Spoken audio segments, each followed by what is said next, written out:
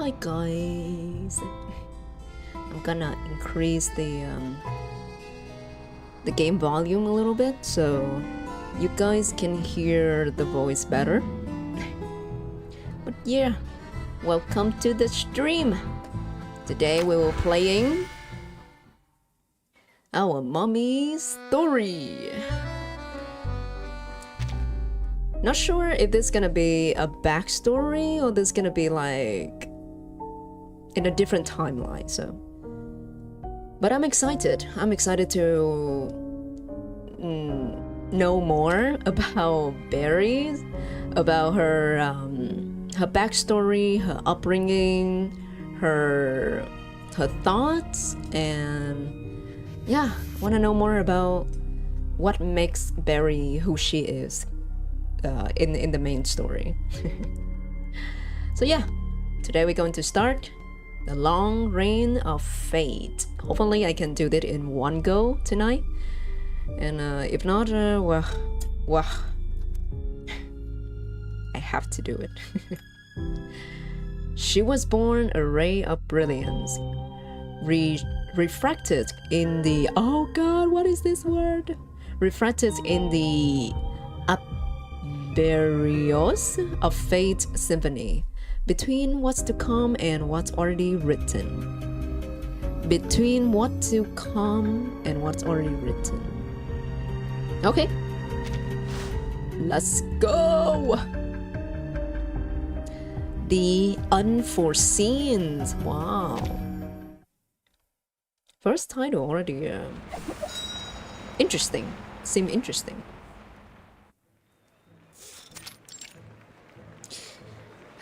This is the story quest, so I'm gonna... Ooh, Matilda! Matilda! Oh, I almost forgot. I almost forgot. Wait a minute.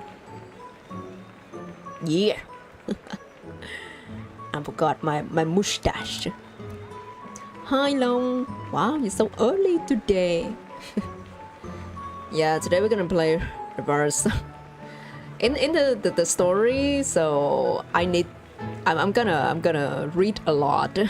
I'm gonna read more than usual, so you can just let the stream play in the background and, you know, do something else. It's okay.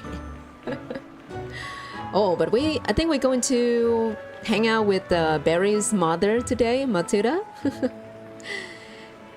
Excusez-moi, don't push me. Pardon? Pardon. C'est très impoli. I miss Matilda French. Ah, thanks, Long. What anime are you watching? You brute! You step on my foot. Who? In the hut, no one notices the angry little girl. Internet, excuse me. Oh gosh, the internet is not doing well today too. Scum of the Brave? I'm not familiar with that. Reversed! Reverse refused to stream normally today. What is the story about? Too small to resist the crown, she is swept along with it. Ah, okay, it's a new anime. All the grown-ups are rushing to the front. I won't be able to see a thing. Now think, Matilda. What to do now?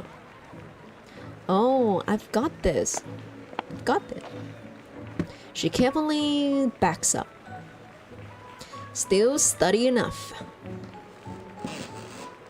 Oh, she's standing on the crate? Where is Beryl? Where's your mommy? She finds a discarded crate and steps up on it. The Foundation hardly ever hold these sort of parade ceremonies. I cannot do like a really high-pitched voice anymore. My voice cracked. But I'll try. They worked with the Bornish family for years, so I should take this chance to learn more about them. if I can find out their secrets. The safe houses, the shelters from the strange rain. For example, how did they find them? She thinks for a moment. Amma made many prophecies for them, all accurate, of course. So asking them for a little honesty is hardly unreasonable. But I do admire the foundation for their generosity toward our family.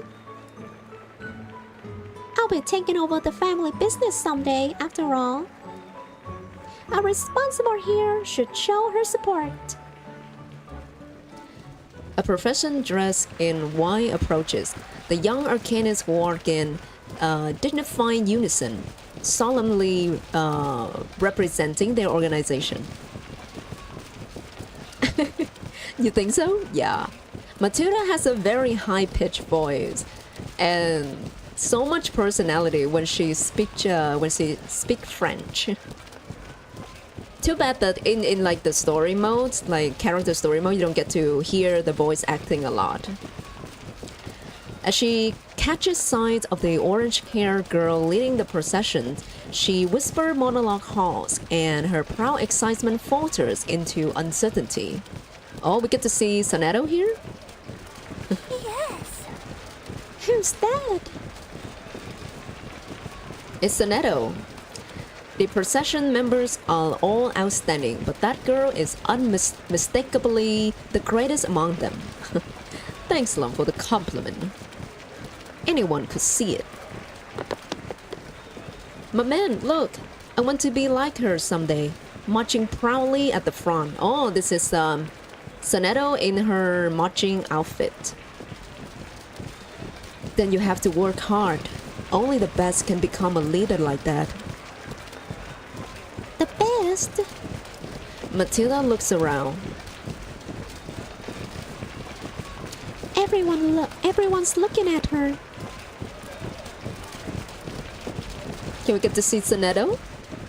The orange-haired girl passes by, and soon Matilda can only see her back. Though swell in her chest, her heartbeat quickens. Then she leaps from the crate and runs without looking back. I mean, she is right now. Beryl is just like a very carefree mom. She just let her child go wherever she wants. Mama, I have to. Upon seeing what's inside, she stopped, slowly stepping aside.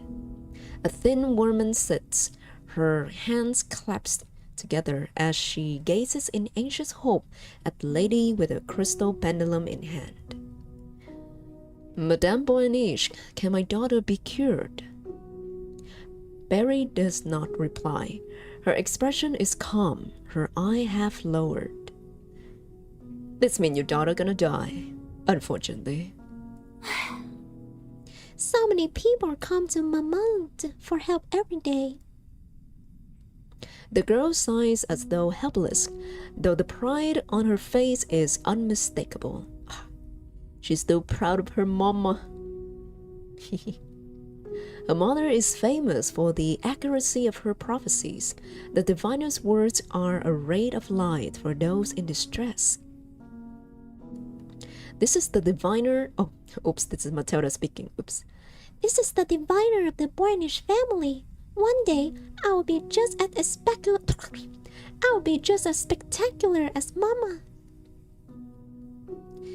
She watches her mother with pride, waiting for the pendulum's glow to fade and for her to speak. No need to worry. Your daughter will recover. I need to try to speak calmly like Beryl does. Then what should I do? I've gone to every hospital in Paris. Medicine is not the only cure. Rumors can cause as much harm as any illness. You mean, I understand, Madame Boeniche. Thank you, truly. Is her daughter cured though? But I don't think Berries is lying too. The woman rises, bows, and hurriedly leaves, a box full of purchased crystal in her arms. She bought the crystal too. She doesn't even notice when one slips out. Madame, you drop a crystal. Matilda takes a step forward, but her mother stops her. Yeah. Procuring the crystal was not her aim. Faced with a future she believes to be certain, crystal have no true value. Did I sound like Barry? Did I nail Barry's voice? She kind of... Probably because of my voice. Traveler, Paimon is not emergency food. Then we will have more customer later, Mama. I want to... Matilda, I know, Matilda. Go outside and hang the clothes sign. Aww.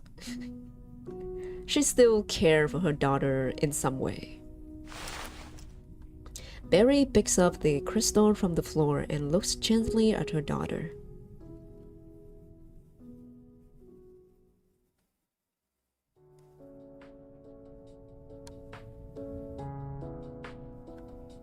Very peaceful music. Matilda animatedly describes the processions and the orange-haired girl. Animatedly. Berry maintains a gentle smile while her gaze rests lightly on her daughter. She seems distant. She knows everything. But at least, pay attention to your daughter's speaking. This is PC. I'm playing this on PC. I used to have a laptop. I used to make videos on laptop, but if you look at my old videos, the quality is pretty shit. So yeah, I save a lot of money to buy this PC.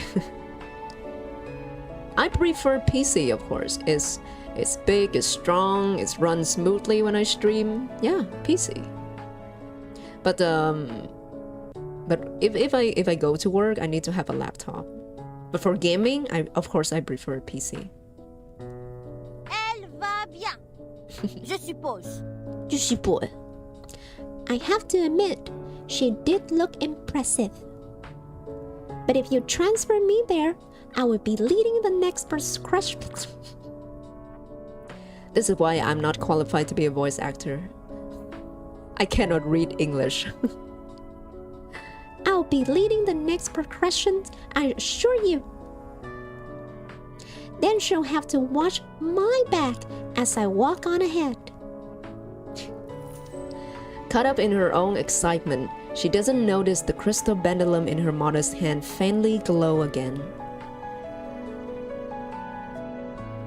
I wonder, what does it mean? What does it mean when her pendulum glows? Does it mean when she perform a divination to look into her daughter's future? Mama? Matilda, Did you foretell my answer to this request? Hi, Ivy. Welcome to the stream. Do you play this game, Ivy? Do you play Reverse1999? No, I didn't. why is that? There's no need for me to divine this. Even if you don't agree at first, I am certain I can convince you. Oh, yeah. I think this is a really good patch to start if you want to try out the game. I think the story is really worth playing, and yeah, the characters are beautiful. She's very strong as well. Yeah. Oh, you can wait for 3.4, like the anniversary. Yeah, but do it at your choice. Indeed, it seems you are doing so now. However, if you already knew the answer, there would be no need to work so hard. Matilda instantly picks up the meaning behind her mother's word. Joy blooms in her heart in an instant. She doesn't notice the emotion that flickers briefly across her mother's face. Mama, you mean? Certainly. There is no reason to refuse.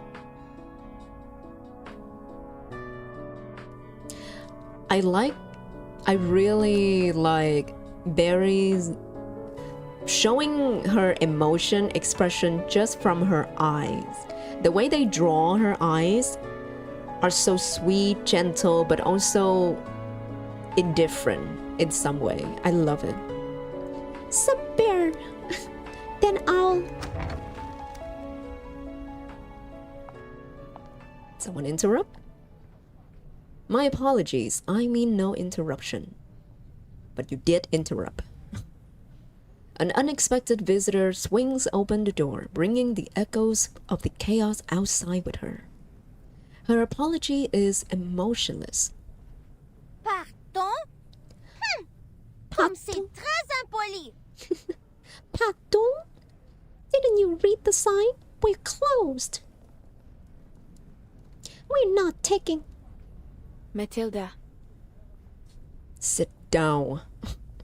Let me do my work. She looks at her mother in surprise. The usual gentle smile on Bery's face is a shade fainter. Bery Boanish, there are none with prophecies as true as thine. In thy sigh, the past, present, and future coexist. Who is this? I cannot tell from the silhouette. The guests thou sawest this day were merely the memories of yesterday. And thou placed the close sign early, just as the future instructed. Yet here I am, utterly unpredicted. Yeah.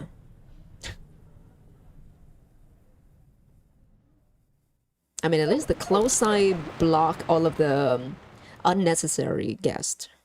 So this guest is important.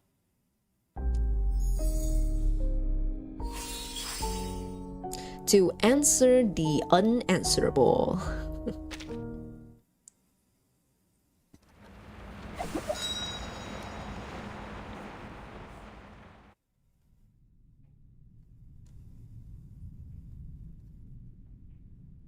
Yes.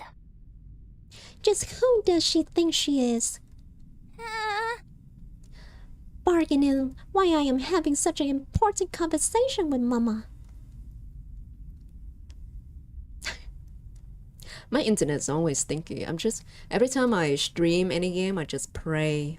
I just like burn the incense and ask my ancestor to protect my internet. Bery follows routine and leads the guests to the crystal display room. Mama never see visitors after closing. Why today?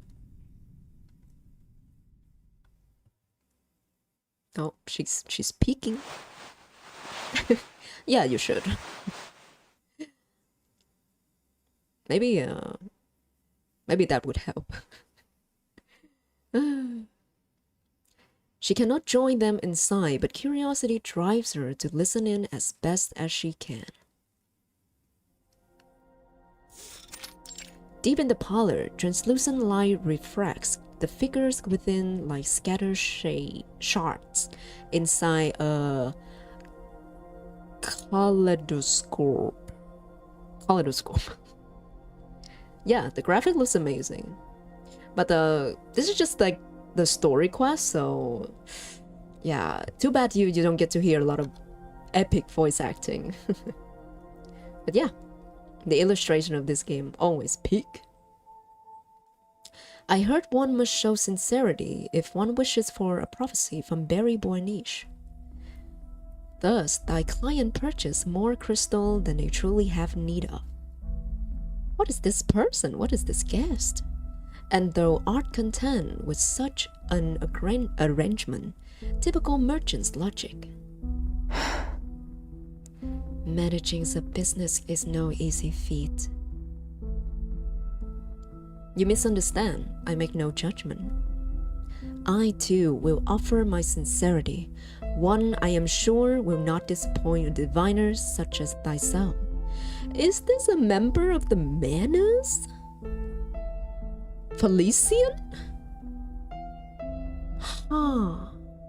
But this silhouette doesn't look like Felician, and Felician is like Barry's co-worker, so I don't think she would speak this formally, I think. But let's see. Matilda pricks up her ears, catching the drifting words. Her eyes locked on the shadows on the floor. Madame Boerniche, dost thou wish to see my future? Oh, this could be Felician. Perhaps what thou seekest is but a glance away. What Mama seeks? The room goes so quiet you could hear a pin drop.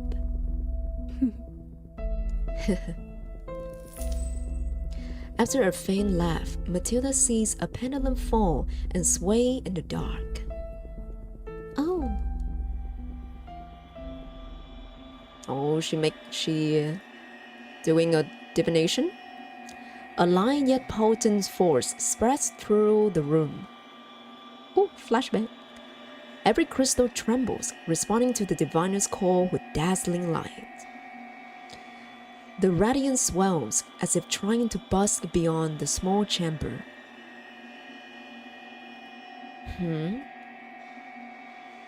Madame Boerniche, what dost thou see? The question lands softly. Like crystal striking stone, a ringing follows, sharp and piercing. What's going on?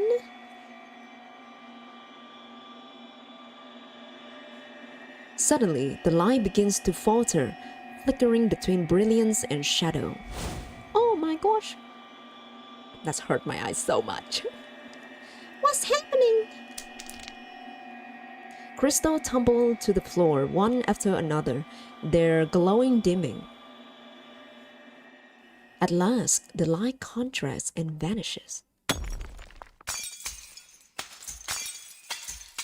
First the pendulum in Barry's hand, then the crystals nearby, then farther and farther, each burst, scattering shards across the room. Damn! Is this the future that you're not supposed to look at? You're not supposed to see?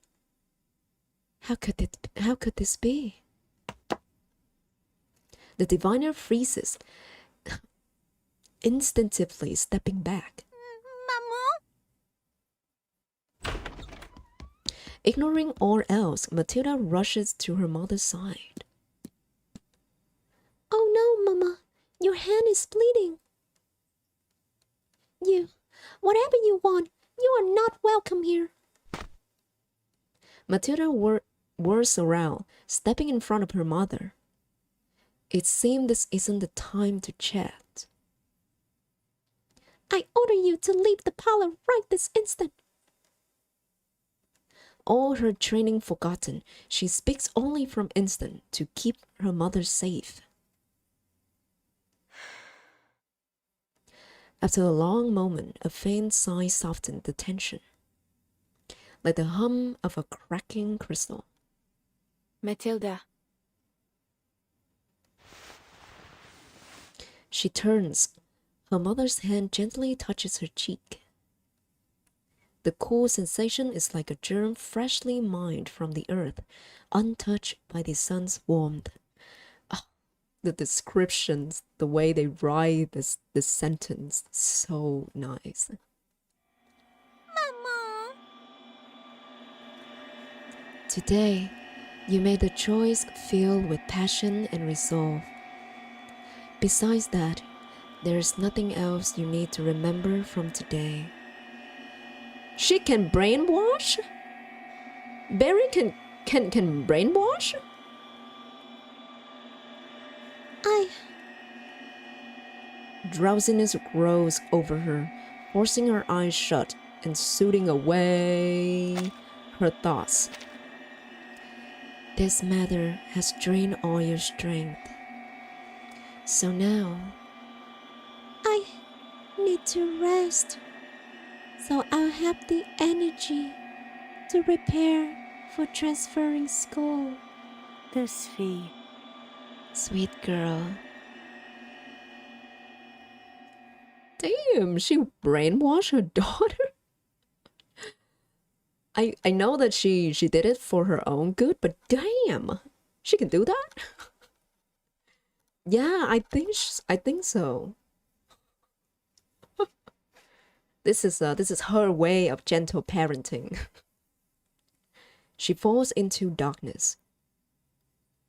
What is happening here? The linen tea releases a gentle fragrance, but neither person seated at the table cares for it. No background music so far. This is very, keep you focused. The host who served the tea takes only a single sip and does not lift the cup again. The taste of the teas was revealed to her long before today. Drinking it now is merely confirmation of it. Damn. I feel so bad for berries. Even the taste of the tea is already foreseen. There's nothing in the world that can, excite you anymore. Whatever she's doing, it's just to confirm the future, confirm her divination. She feel absolutely no joy in what she's doing. Thy decisiveness surpasses my expectation. You did not wish the conversation to be interrupted.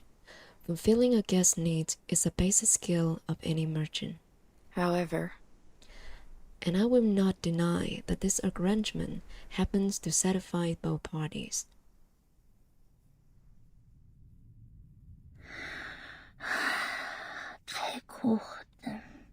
In the display room, Matilda sits slumber against the wall, quietly asleep.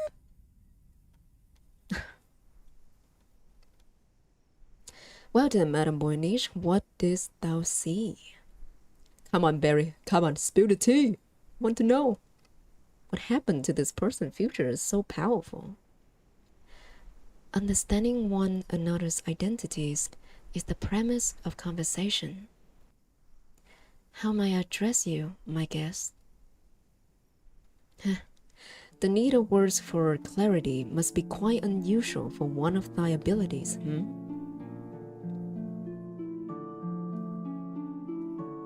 The diviner observes the person before her again, gathering her words. The person? Person in quote? You are unlike any human or arcanist I have ever known. You exist outside the oracles I have perceived. Is this Hummingbird? Is it the guy up here in the... Yeah, BGM is back. Is it the guy happened in the few last chapter of the main story? Is it Hummingbird? I can only conclude that you are a heterogeneous being, one that even prophecy cannot contain. Please forgive my bluntness. No matter, continue. A haze gathers around you, a darkness the pendulum cannot penetrate. And a whispering suckles in my ears, endless, incomprehensible. From the moment the guests enter, a damp heaviness has filled the room, the kind of air most unsuitable for storing crystal. This guest is the plague. Like the stifling pressure before a storm. I see. I have received your sincerity. I cannot see your future, Your live stream does not reveal its course to me. It is no meager gift to one who claimed to see all things. And you are not surprised by this result. Then, what is it you ask? Okay. Oh, the price of a fair change. Madame Boyniche, when last didst thou fall into the depths of doubt? On the map of fate, all has its destined place. Time loses its linear meaning, and there is no hiding from it. For thou seest it, true, where all things have been, where they now remain, and where they are soon to go. Only there was a rain. There's storm.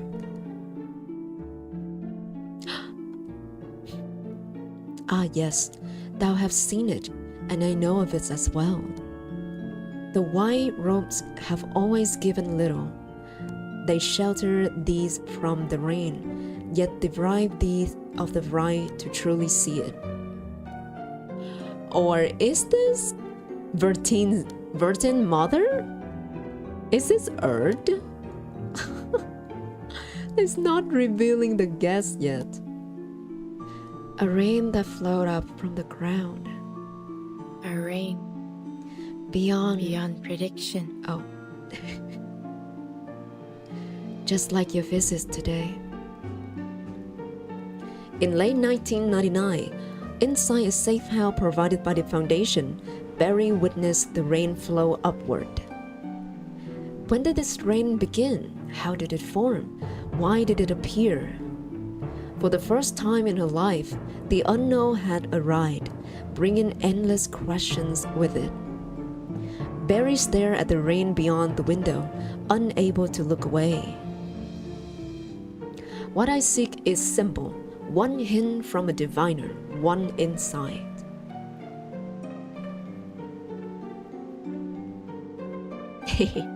Yeah, you should.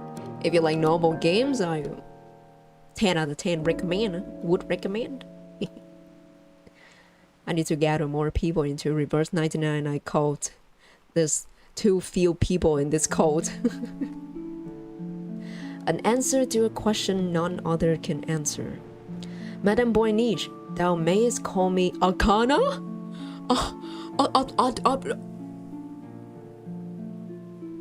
This is Arcana? Bruh.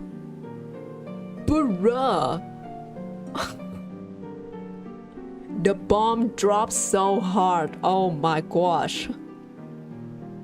I cannot tell Arcana from this silhouette. Oh my gosh. Oh my gosh. Two mommies. Oh my gosh. Every time I see Arcana, she has like a really like dominance aura around her. Like it makes you fear her, but also makes you submit to her. Wow. Yeah, I know. And this is like a very complete different genre compared to like Wuthering Wave or Genshin Star Rail. Yeah. It's a good change of pace. Yeah. And this is our Marmy, our antagonist of this game so far. Founder of the Manus Vindictae. Oh, the bomb drops so hard. Every people Barry meets are no ordinary people. They are something. No wonder Barry put Matilda to sleep. I think she did that. She did that to protect Matilda as well. Cracks and splinters. No wonder she cannot read Arcana's future. Oh my gosh. Interesting. the Lord thicken. Oh, they reused the CG from Calabona event. Wow, this bring back so much memory. This is 1.4 or 1.3 of Reverse1999. A country yard on the outskirts of Delhi. Few ever visit this place. It is so quiet. It feels as though the sun itself has cooled. But Okay. This is where Broom meet Adele. No, this is where Broom met Matilda. Oh God, Broom. What kind of voice should I give to Broom? I cannot voice act Broom. I understand Madame Boynish needs a quiet place to recover. Oh, hi Ruby. How did I defeat Felician boss? I have no ideas. I have no idea too, Ruby. I just bring Nautica team. I bring like a really undead team. And then I wait for her shield to disappear, and then I do damage. I do as much damage to the boss. But yeah, her shield is really annoying, and I didn't understand the mechanic at all. I just bring Nautica because she's so tanky. Just don't die and wait. Yeah, me too. I failed the first time I fought her as well. That was really embarrassing. Yeah, hi Ruby, welcome to the stream. But yeah, bring strong healer and wait for the shield to come down, and then yeah, do damage to her, nuke her. But this place is in the middle of nowhere. Surely, no one would travel all this way just to buy crystal, will they? The germ hunter, having left the lively germ market, can't help but sigh. She walks toward the side room at the corridor's end, a conversation drifting over from it. So, in Morpel, this is... who? Who's this?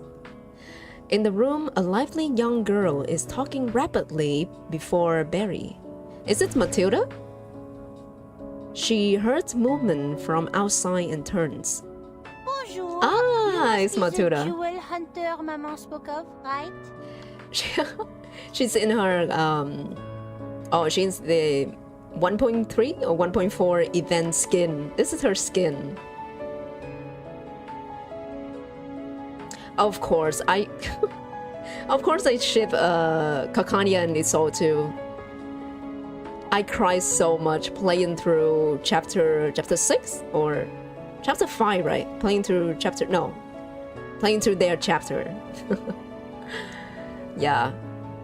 Kakanya is so always my top ship. I think the second ship is Tooth Fairy and Madame Z. Who else? Villa and Winsong. I forgot Jessica and Blondie. Jessica and Blondie. I forgot her real name. Yeah, those are the ships I come up in my mind right now. But there are so many like characters with good chemistry in this game. I kind of like the dynamics between Adele and Barry in this story too, and of course, I kind of shipping Adele with Felician, like toxic Yuri. They are the toxic Yuri of this event. Bonjour! You must be the jewel hunter Ma'am spoke of, right? A young face that resembles Barry at first glance, yet is entirely different upon closer look. Goodness! So Madame Boyniche really does have a daughter. So she does have a daughter. Ah, yes. Oh, how could I forgot? Vertin, Schneider, my Doom Yuri. My Doom Yuri. I'm still coping that one day they will revive Schneider. I'm still coping. Just like how I cope that Signora will be revived in Genshin. Oh, and they bring back the CG from Jessica event too, from 1.2 event. What radiant celestial energy you have. My Matilda voice is cracking. She was playable in the beta, and then the devs just kill her in the main story. The devs are so evil. The great Matilda must not miss this chance. A diviner must also learn. Oh, I think Barry has a softer voice. A diviner must also learn to read the symbolic language of the star. The conversation between mother and daughter continues. Broom chooses not to interrupt the reunion. The conversation is just about crystals, stars, fates, orange hair girl. Really? I tried my best. But I think I nailed Matilda though. I nailed it. She quietly organizes the crystal Barry has not yet put away, watching her from the corner of her eyes. And I think my English is not really good too. I don't think I do any of the character justice. Matilda. Do you believe that by borrowing the power of the stars, you may truly see the future? The shifting of the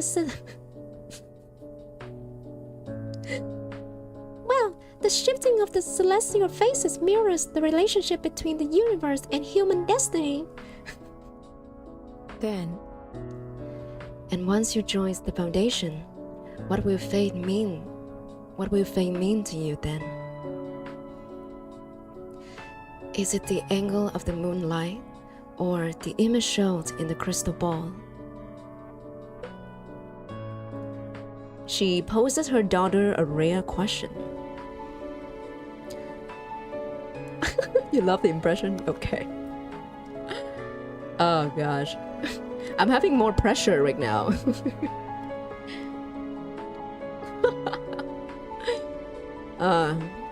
If I could be a VA in a game, I wish I have like I voice like NPC with a Texan accent.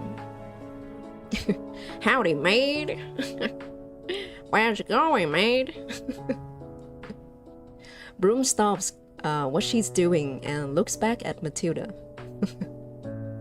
Matilda showed the same confusion and hesitation she feels inside. No, that is not only the shallowest edge of fate. This conversation, man. Hi, Sunshine. I'm doing my best to voice acting 3 people at the same time. Fate must give us guidance. It is precise, but it requires spirit to comprehend. Still, I believe that even every omen in this world is part of the path of destiny. The diviner smiles, saying nothing. Maman, qu'est-ce qu'il y a? What is it? Oh my god, going like high pitch from Matilda and then come back to Barry. My voice kinda cracked at the end of the stream. No, nothing. You are just as you were. I am glad to see it. From the moment you asked to transfer schools, your choices have followed the stream of fate. Barry seemed to return to her earlier demeanor. Ah! This is a test, isn't it? From one diviner to another. This fee. Naturally, and you passed. Seeing Matilda's joy, Broom furrows her brow. I wish I have a French accent, so I may attempt to do Broom's voice too, but I cannot. Yeah, I tried really hard. Maybe like a few years ago, I could do Matilda voice better, but I cannot now. Most of the sapphires circulating the tree are fixed these days. I plan to go directly to the mining site. With Matilda gone, Broom finally has the chance to explain her next plan to Barry. During her final moments in Paris, the germ hunter and the diviner form a partnership. Oh, what a dynamic! Germ hunter with a curse and the diviner with absolutely no interest in her job.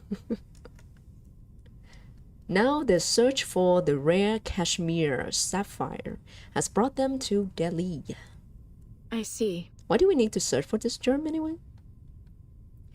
Then I'll have to trouble you to make a trip. Yes, Adele? Is there something else you wish to say? Madame Boanish. I should have go lower in that. Were you truly praising Matilda just now? As you can see, I believe I made myself clear.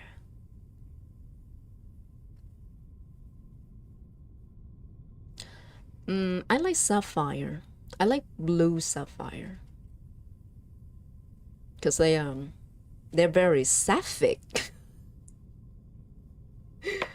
Just kidding. I like blue, so I like sapphire. Blue sapphire. What gem do you like? What jewel do you like? Adele, Takes this operculus. Ooh. Shiny. Crystal messages will be more stable. No. Maybe should go lower than that. A little bit softer. Crystal messages will be more stable than a communicator in the mines. It keeps us in contact should anything goes wrong. She shows a gentle smile. Broom accepts the operculus, understanding she should not press further. This is the first time I know that this crystal ball is called operculus. Usually I just call it crystal ball. Right.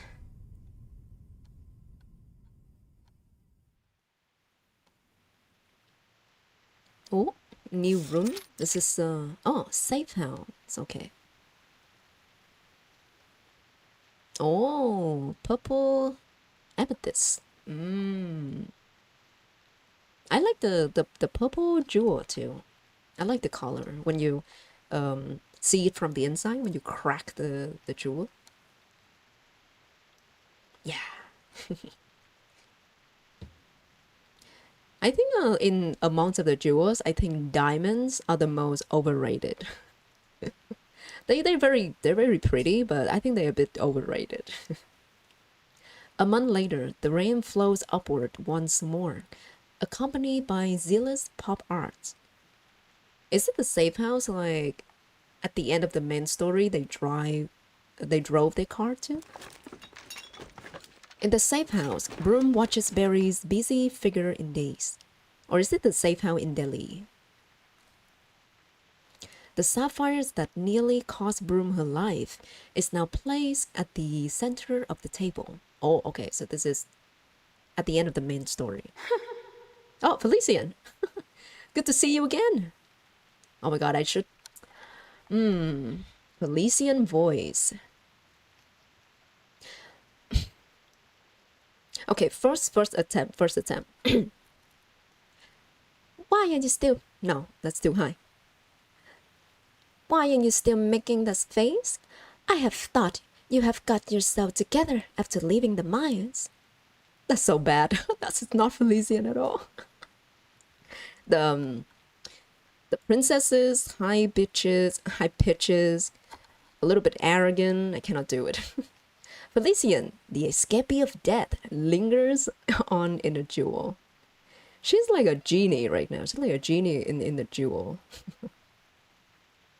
Only the diviner who entrapped her and the germ hunter who shares her life can hear her voice. Then I must be like Madame Boyniche, calm no matter what. Never shaken no matter what I face. I don't think you can do that, Broom. You're not Barry. You cannot do that. This is kind of like the dynamic between my father and my mother as well. My mother is very hot-tempered, and my father seemed to be a very calm and logical person. So he always advised my mother to be, stay calm, and why are you yelling? You don't need to scream. But but my mother just said, yeah, that's who I am. You stay with me or you leave. She does not negotiate. Outside, the rain grows heavier. Meanwhile, the diviner takes her seat. Her hand rests upon the mineral, and the glow of the ritual grows. I only hope Madame Boyniche's ritual is successful this time. At least then, everyone's effort will mean something. The whole city. Yeah, she's very typical Asian mom, but she also very like modern as well. She always tell me to like keep trying and moving forward, like dream big. But my father is opposite. He always told me to sit back, lay down, take it easy, don't need to try too hard. I'm living in this house, like I have developed like bipolar personality just by living in this house. The safe house glows as bright as daylight as every mineral hums in tune. Broom swings, struggling to keep her eyes on Barry. What exactly is Madame Boyniche seeing? Not a crystal broke? The answer slips away. The cashmere sapphire reaches its limit and busts. Not the sapphire! Fragments scatter across the floor. Failed again. Madame Boyniche. Are you alright? Barry sits motionless, eye lowered, thinking for a moment. This ritual lasts longer than the last. I am afraid this is not what I was looking for. But the sapphire is not the most suitable mineral. The stone's value is reduced to nothing. Damn. What kind of divination is she doing here? It's a very strong divination. Madam, you have never answered this question directly. But now, please tell me, what is it you're trying to see through this ritual? Barry is silent. After a long moment, she lifts her eyes. The truth you seek, Adele. Did you find it while you were out on your search? The storm has disrupted the world. The chaos of this era will bring it again at some point, just like in Paris. Before it stops, there is no predicting which era it will take us to, even for you. Then, what is your conclusion? The roles of questioner and answerer switch. Everyone just tossing question to Adele, a clueless girl, a girl who just survived a trauma. And to just throw questions at her. For some reason, the scene evokes a strong sense of déjà vu. Yes, it does. Just like when she asked Adele to save or to leave Felician die. But she answers firmly, yes, that's my girl. The storm has made life lose all meaning. Exactly. Barry lets out a soft laugh. Broom suddenly recalls where this scene occurred. Just earlier, between Barry and Matilda. Beryl, what's got you so on edge of late? What got you so on edge of late?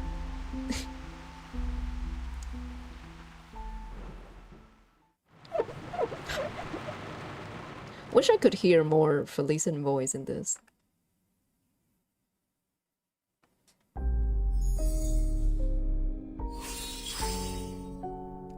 Me. Watashi?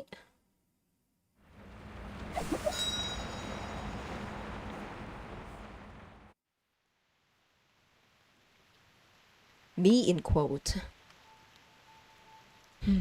So like the me in many in different period of time?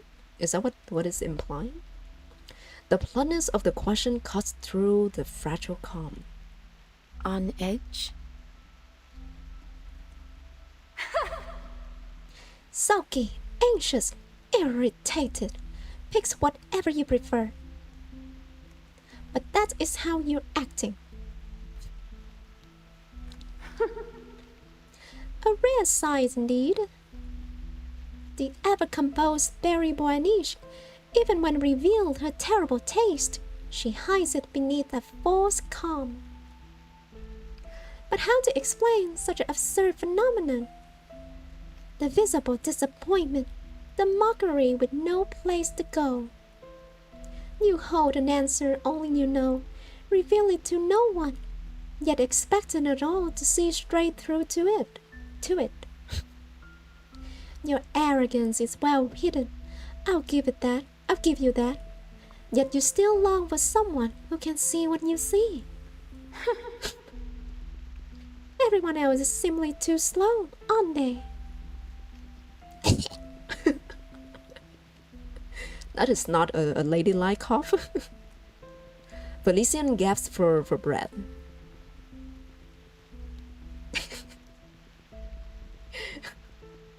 Yeah. My voice has gone like too deep to try other high-pitched voice.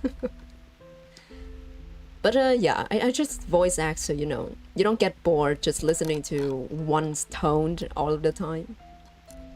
She has done her best to conceal her weakness in this confrontation. Oh, she got read by Felician. Barry smiles again. I see. So I am anxious.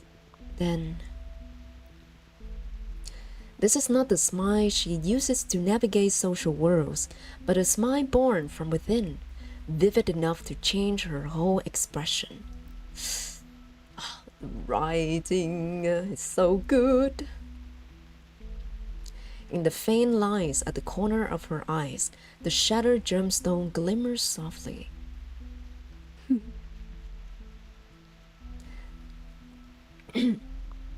None can force me to make a choice. All those possibilities unknown to me. The only one who holds the power to decide is me, and that has not yet come to be. Then it is this new self which unsettles me.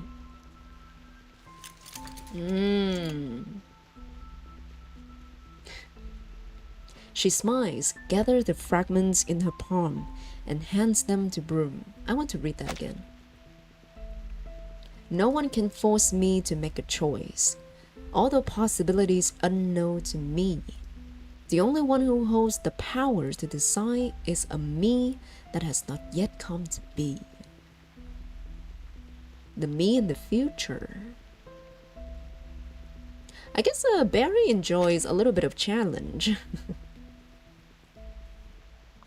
Adele, you search for meaning. Would you like to keep them?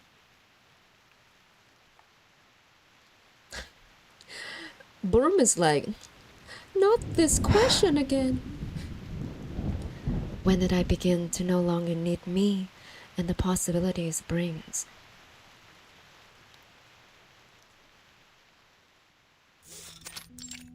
Oh, back to this place. Memories surfaced before her. Before I was born, the parlor of Crystal was nothing more than an old cram shop. My mother. Facing the difficulties of survival, took the box of crystal passed down from her mother. She has no carefully laid business plan, no network built over generations. But she knew the crystal was of good quality and would fetch a fair price, just as they had for those distant relatives. And with the addition of a few small gifts, many would gladly help her sustain her life. Oh, her mother. Claren? I saw her window set into a stone wall. It was damp, cold, but outside the window was a clear blue sky where all light gathered. The woman quickly sorted through the tangled thoughts in her mind as she describes what the operculum revealed. Look. She attempted to push before her limits to reach the truth. What does this mean? It's best not to rush. Understanding faith's hidden language requires patience and insight.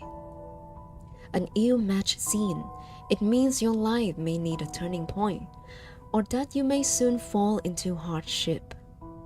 As you can see, Faye was stinky to her, but the image is provided ever unclear. She had to choose her words carefully.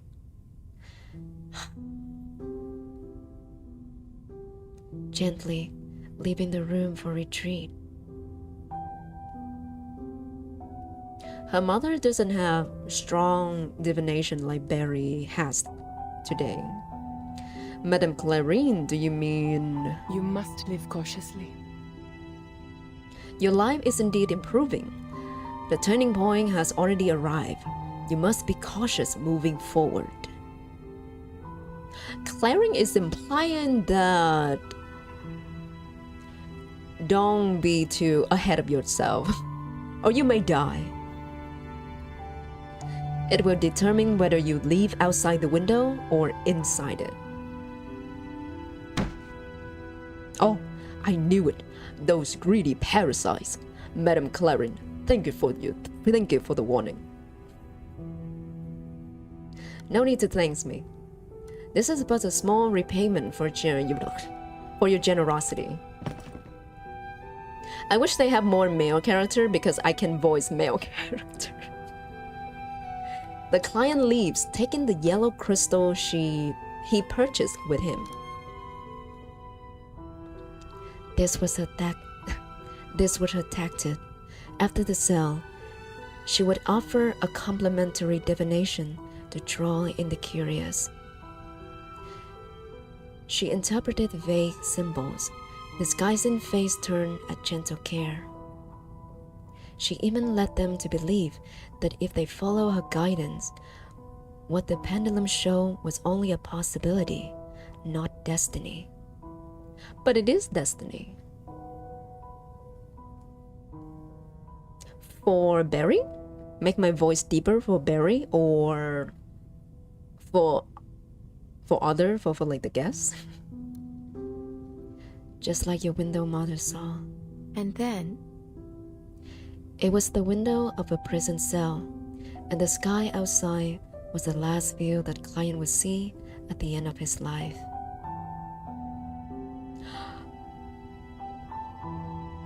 A window of a prison cell, and the sky outside was the last view the client would see. He's gonna go to jail?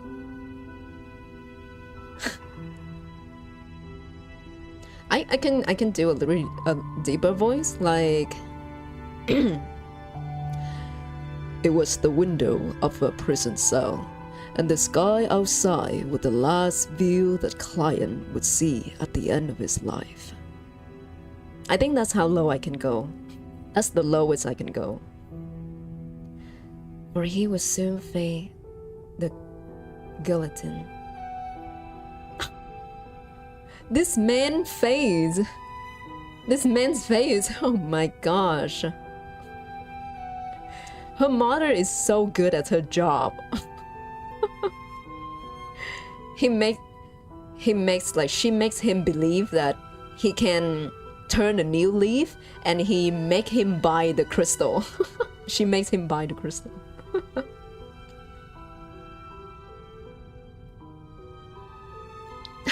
Speaking slower? Oh, okay. I need to drink the water. My voice dropped too deep. I cannot raise it up anymore.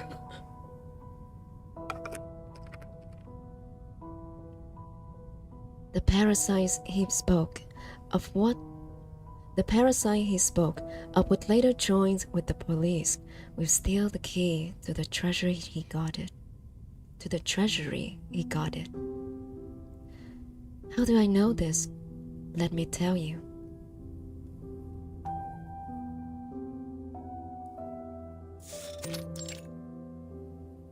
Okay, tell me. Tell me the lore. Everything's fine now. The woman gently passed the wailing infant in her arms, pacing the room with a furrowed brow. My mother. The crystal business would finally stabilize, and my mother no longer needed to worry about survival, started a family. Slower? But for a long time after my birth, my crying never ceased. My mother lost sleep, grew thinner day by day, and the business, which had just begun to flourish, nearly died back to the stump. Like that?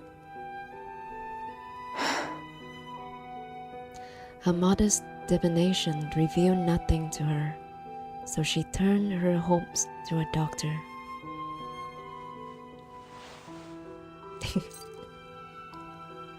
Maybe because I'm too nervous, so I speak a little bit fast.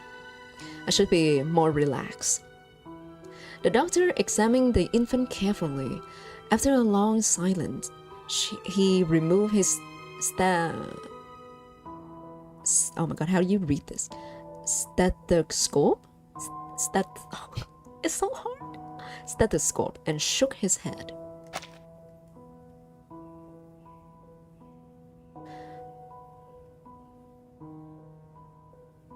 My crying has never ceased. So this implied that Beryl was very sick when she was young. So her mother has to use a lot of the money to take care of her, to buy the medicine. And that's why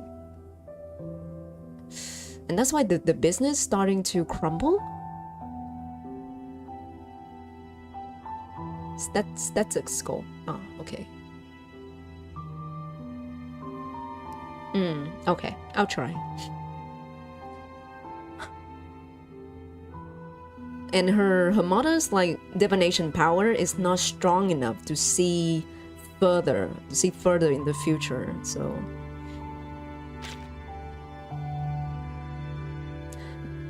Beryl has such a tragic upbringing as well. Oh, a male doctor. Okay. I'm sorry, madame. There is only so much medicine I can do. I see nothing wrong with the child. Fate has no pity. It had forced endless histories into a mind not yet ready to hold them. Crying was inevitable. When I began to speak, to walk, to step beyond the estate, when I saw the very same people I have seen in their vision. Only then did I understand.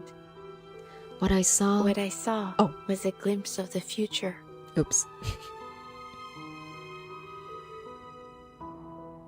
A law that transcends time and space, reenacting the past, present, and future in an endless cacophony. What is this? Cacophony. To speak, to walk, to step beyond the estate. So the very same people I've seen in the visions. So the fact that she's crying, when she's crying, she's like, she already like doing divination. Like when she was a baby, she already using her power, and that's why she's crying. She's trying to giving prophecy.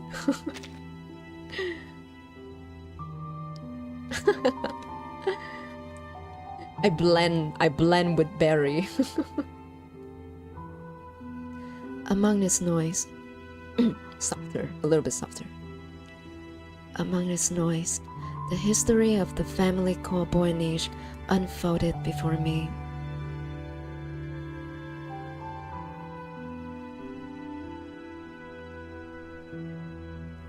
Very classic European decoration. My gift led my mother to believe I was not suited for public education.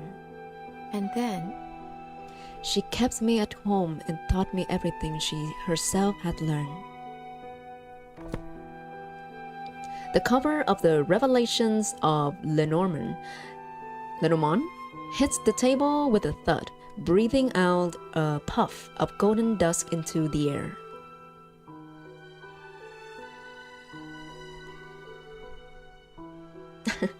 Hi, Echo.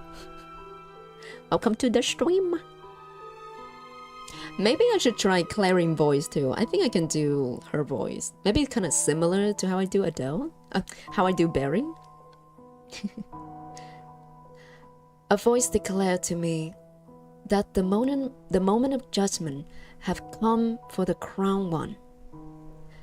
That was Napoleon's defeat in the Lenormand's prophecy. J'ai vu quelque chose aussi, maman. Baby Barry. Baby Barry. Oh my gosh, she's so cute. She's so cute when she was a baby. I cannot get enough of this face. She's so cute. I said something too, Mama. Brilliant crystal will glitter in our parlor, and customers will come one after another, drawn by our name. Our storefront will be elegant and luxurious, and raw minerals from all over the world will all be within our reach. Sabuku Echo?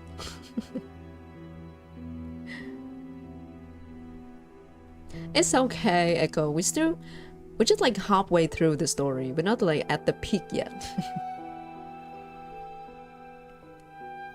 You mean?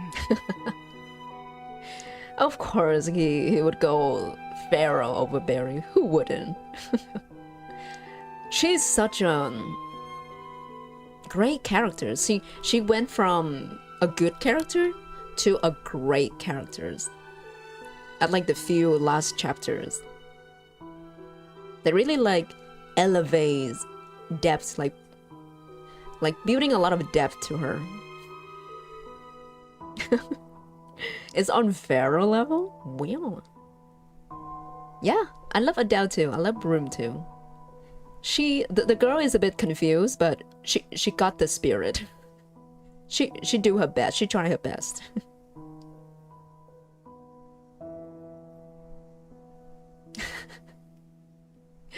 Yeah, I mean, having like a characters with an actual mother, an actual mommy, it's kind of rare, especially in gacha game. You only have like one or two characters in like hundreds of characters in the game.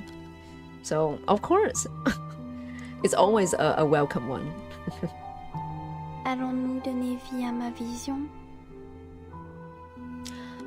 Mama, shall we bring my vision to reality? Mostly orphan, yeah. Oh, puzzle time. Hi, Lo, welcome back. You are back with the puzzle time.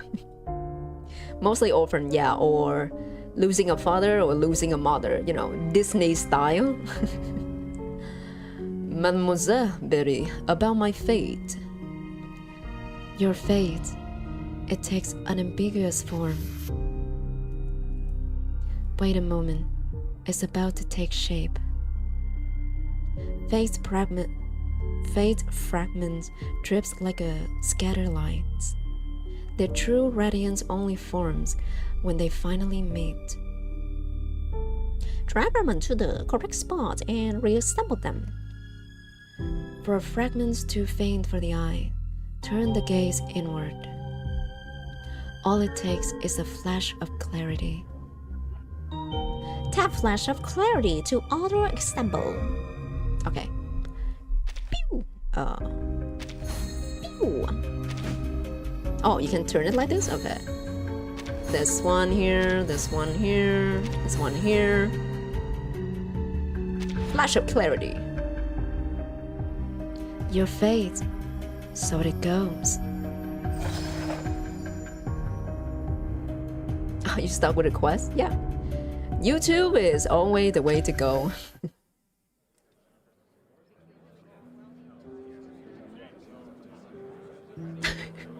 The fake mobile app, yeah. I cannot describe the fake mobile apps. They are so absurd. Failed this level. Ah, okay, I get it. But yeah, it's the first puzzle, so usually they're easy. And they even try like to play it wrong. They try to like playing it like in an idiot way, so you get frustrated, so you download the game. It's so stupid. Thank you for your reading, Mademoiselle Beryl. Madame Clarin, please show me only your finest crystal, would you? Price is no concern. Please, come with me. A Boyanish crystal never disappoints. Oh, her mother's you can tell that their family is doing well because she's wearing jewelry, she's wearing some accessory now.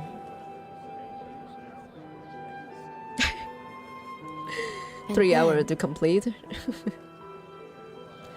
I took my mother's seat, where she once conducted her fortune tellings.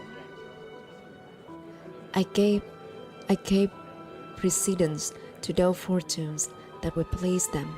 Look, You see, even a brief lie will have 1 or 2 moments worth cherishing.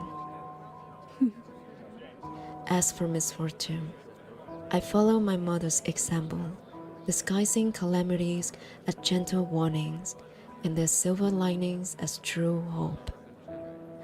Such a smart way to do divination business. You glaze their succeed, like you glaze the possibility, and then you just like brush off the real threat. Make them less worried. This is actually a pretty tricky business as well if you think about it.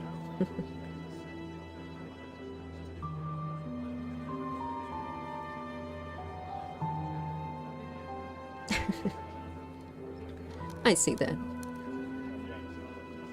Thus, people would not fear fate so greatly that they would refuse to enter the parlor. Smart. Ah, Madame Clarin, your daughter is your greatest treasure. So many spend fortunes just to hear a word of divination from her. I wonder if your good fortune will continue for the years to come? Monsieur Eloy, I suggest you look after your own shop. Barry says your district may not remain peaceful for long. oh, she gonna close her shop.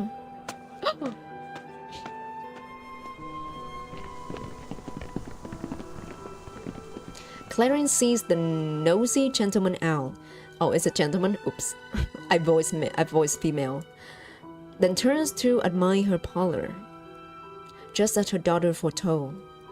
She sits before her, gazing at her with tender warmth. Beryl, With every passing day, our parlor flourishes.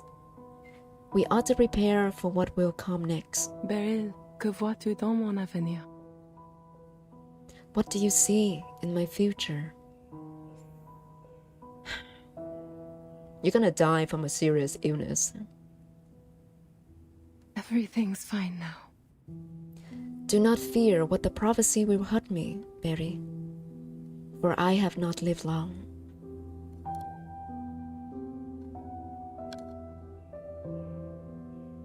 This follow-up?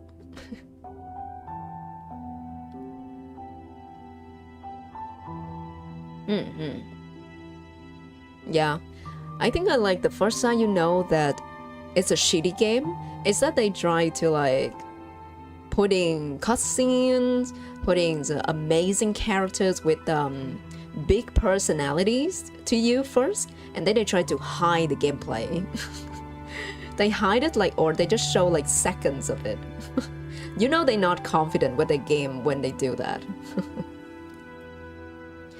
Look at all we have now. We have built the foundation. We can face whatever comes next. Goodness, you even warned Madame Beryl about her treacherous servants and saved her from the smoldering of that pillow. Fate is not set in stone. But she knows her mother is desperately hoping for good news. Maman, dans 3 mois, ta vie sera prise lors d'un vol.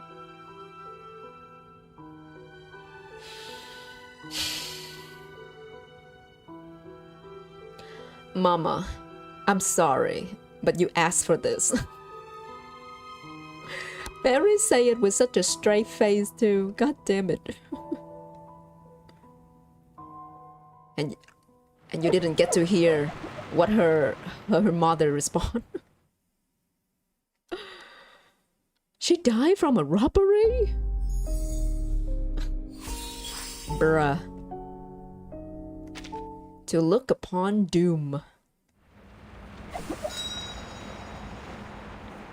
They have such a nice title so far. These titles are very intriguing.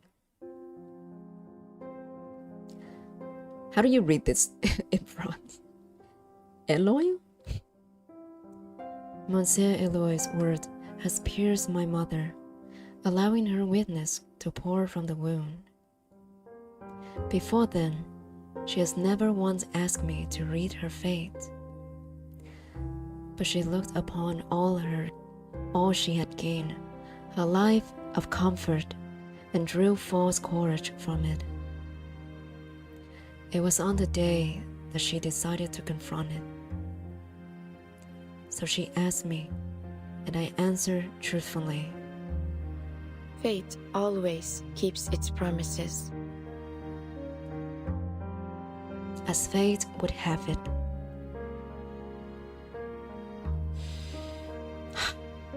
Her mother must feel so devastated, must feel so sad, and worried and anxious.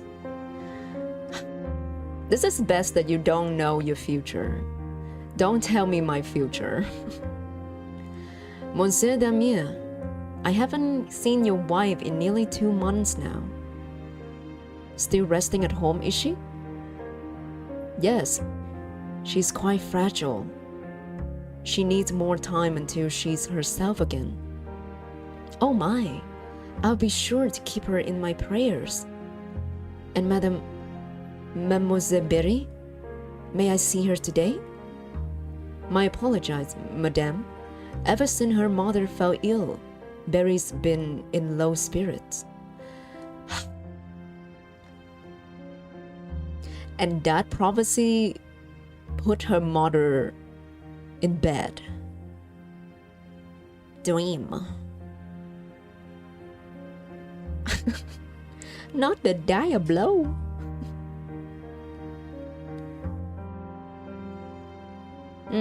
Yeah. Black Man Wukong is a... How do I say it? It's such a phenomenon. But I can relate a message to her for you. I'm certain she will be glad to ease your concerns. He glances toward the closed door deep within the showroom, then resumes his polite smiles as he greets the next customer.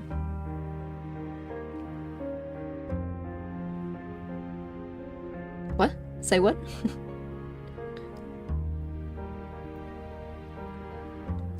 Books and crystal press into the narrow room, encircling a small figure at its center. This was where Clarence's career began.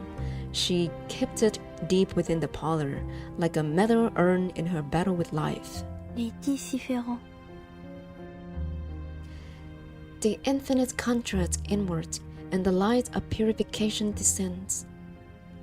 Before all things is reveals itself, the Sephiroth of infinite. Oh, she reading stories to her mother? And then, After that, I no longer offer my divination. The future had already realized itself. I was to move to the next place. Diablo? Diablo. It's very close to another word, you know? Diabolical. Diabolical Diablo Ford.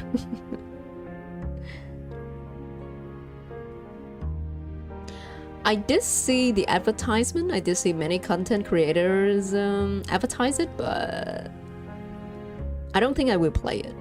It's kind of not my style. Life, Oh my gosh, I'm losing my voice. I'm changing my voice too much. I'm losing my Barry's voice. life is only a phenomenon. Once placed beneath fate, it becomes transparent, an ending visible at a glance. what is fate to you? Why does it hold this absolute power? The teachings of Kabbalists became my reference. My mother. As for Madame Clarine, she was an interesting person.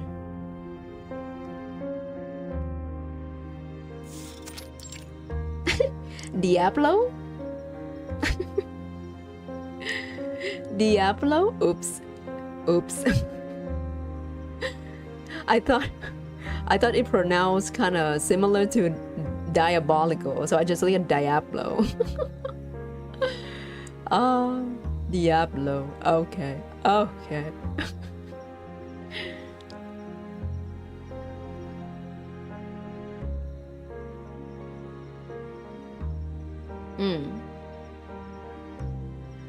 Fix the payment thing, yeah. I think for Art Night Enfield, I think they doing so many things, you know? They try to they have the factory system, they have the open world RPG, they have the combat, they have the very interesting characters. They try to do so many things at the same time, but I don't see the focus. I don't see like they focus, like dive deep into any aspect. Like for Wuwa, they dive deep into the combat. Genshin, they dive deep into their open world exploration. And for Reverse, they dive deep into their story. They need to have like an edge. Like a game needs to have an edge. So it may not like attract a lot of players, but it will attract a certain type of players that will be loyal to the game. But I don't think like Art Night Enfield is doing right now. I think it's doing too much at the same time.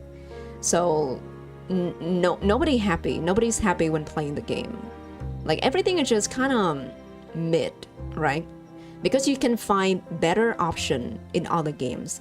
The competition now is crazy, yeah. The combat isn't that bad, but it's not great. You know, everything is just mid, and you can definitely find a better version of it in other game. Yeah, and that's why I think that caused a lot of debate, a lot of controversial. for the game. Yeah. I think it's a bit overrated when it's still in the beta. I think Hypercrine tried to change too much during the beta. Like when people say, oh, the factory system is too hard, and they make it so easy and loses the depth of their factory system, right? And when they said, oh, the combat it's not great, and then they add the dodging, but it's not as like complex, it's not well done like in Wuwa. It's all over the place.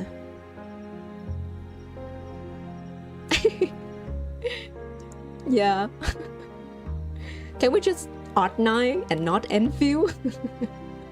Can we just do Odd 9? Yeah, let's just pretend that Odd 9 Enfield is just like a passionate projects like for of the dev. Like it's not canon. Yeah. Beryl watches the moonlight through the window. The sound of a fierce argument drifts past her ears and pins into the night. Are you trying to kill me? Damien? Why? Why are you trying to kill you? I said you must not return home now.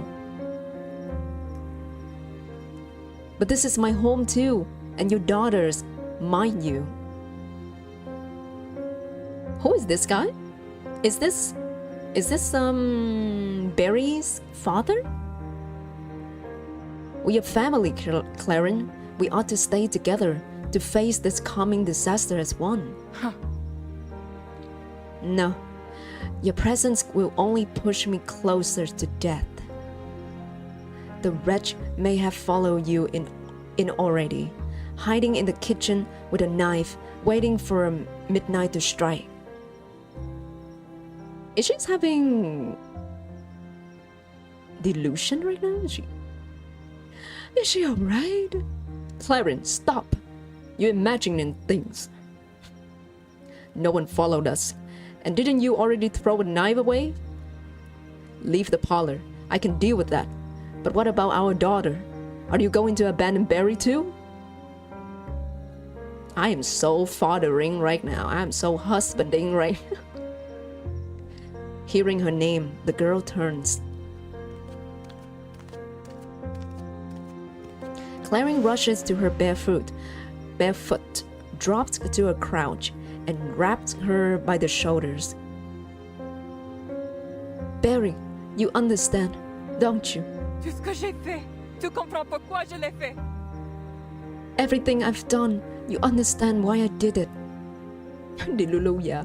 She's worried too much. This is why you shouldn't know about your future. Just live your life. Besides, I have to live if I'm to continue to love you. Isn't that right? She examines her mother's twisted, frantic expression. Papa. Damien stares at his daughter in surprise. Her eyes rest on her mother with a faint, unreadable interest. Ça va. We had better not disturb her. Mama will be fine. It's interesting that the mother was like illustrated with a full facial expression, but the father is just NPC eyes. Doesn't have like a featured face. My mother. Madame Claren had escaped hardship through her will alone. As you can see, Facing death, though distraught and desperate, she revealed the same core that had once sustained her. For 15 days after hearing the prophecy, she had tried to remain composed. and then For the rest of the month, she did all she could to prevent it, preparing doors and windows, dismissing the servants. By the second month, she no longer dared step outside, isolating herself even from her husband and child. She carved herself an island in the river of fate, swearing to stay away from its swirling currents. It was Her touching. effort. It was her effort was so moving that I almost felt a trace of longing for what she fought for. Before her death, all our conversation had been reduced to a single repeated exchange.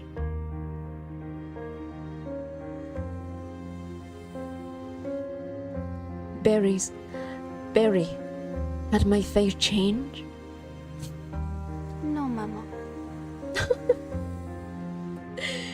Not a chance, mama.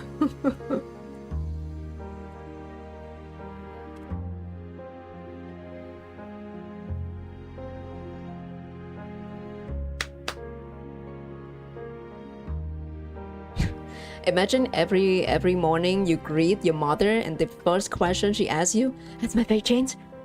Has my fate changed? Is it over now?" God damn it, you gotta eating sugar. Mama, have you tried doing drugs?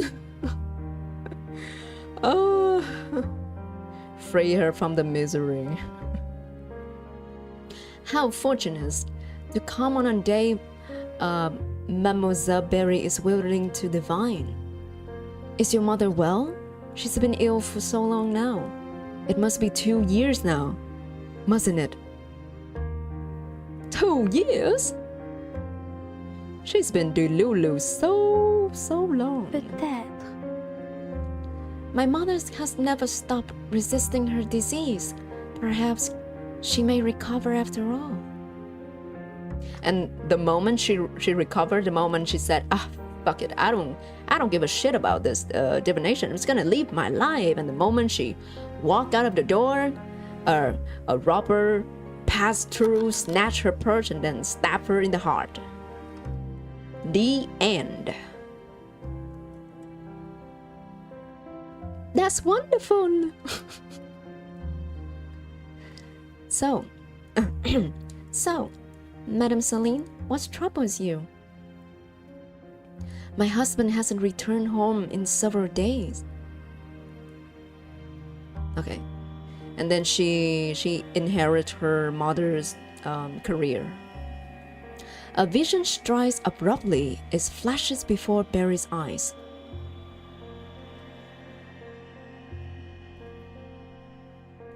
Oh, what happened? Her mother draws open the curtains. Harsh sunlight fall upon her pale face. A fine day indeed. Perfect for a little walk, I'll say. What did I tell you?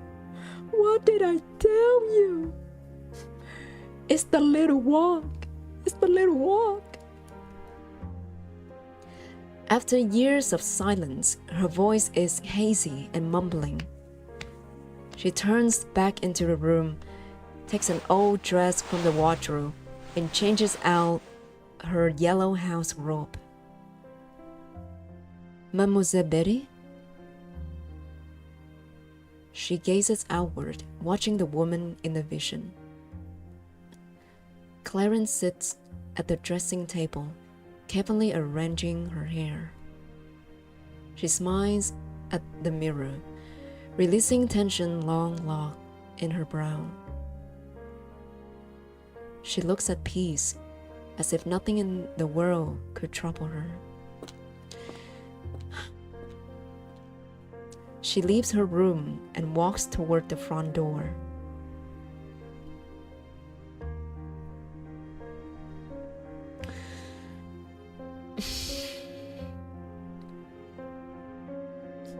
I thought I finished sweating my eyes in the main story. No.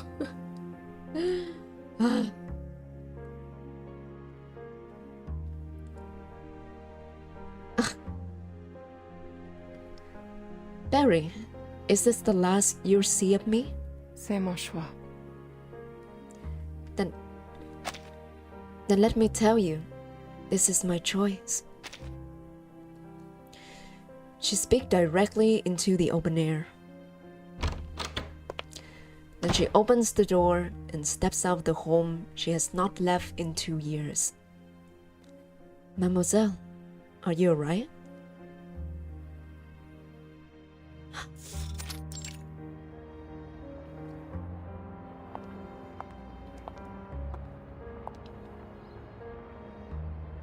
Not the onion in the current should try. Okay, Thanos. Okay. I'll invite you later. Clarin walks along the street toward the parlor. She go back to where it's all begin. She go back to her parlor.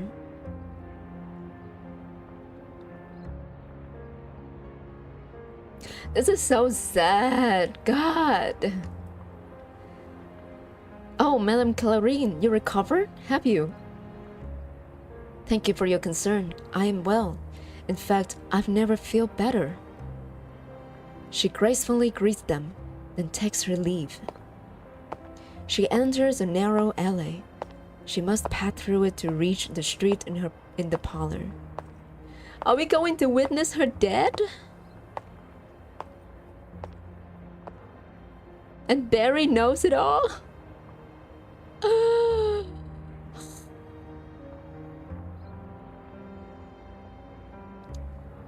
But Clarin would never emerge at the other end of that alley.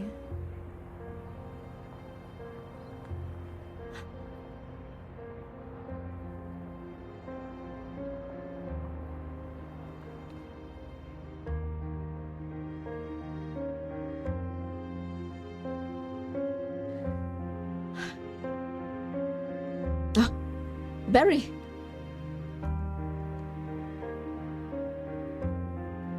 The diviner returned to her cell amid Mademoiselle's anxious calling.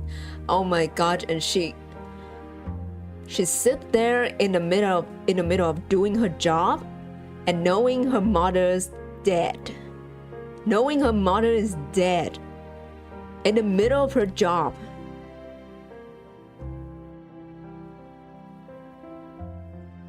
I think like this is like the last emotion Barry have in her. Like the last drop of emotion she felt for her mother.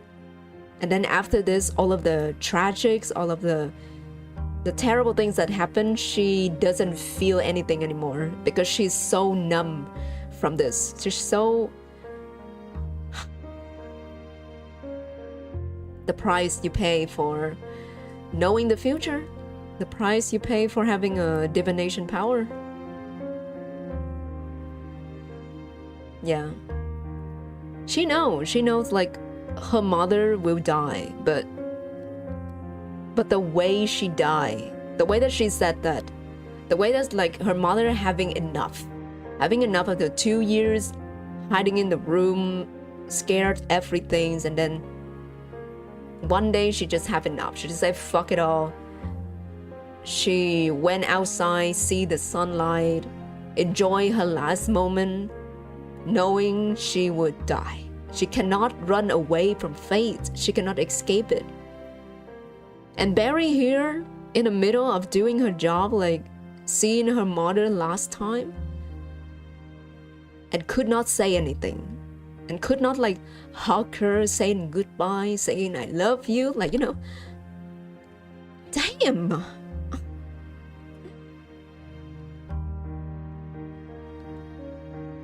No one presents senses what is about to occur. C'est le destin. Si es la vie. I apologize, Madame Céline. I was distracted for a moment. And then she continued to do her job. She continued to do divination, just like another Tuesday. While her mother dead, got stabbed by the robber in the alley. Oh, that's quite alright. Are you well?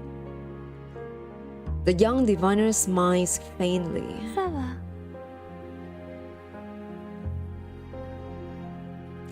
And this is why you cannot read emotions. You cannot read Beryl. She's mine when she's sad. She's mine when she's like in despair. She's mine knowing her mother's dead.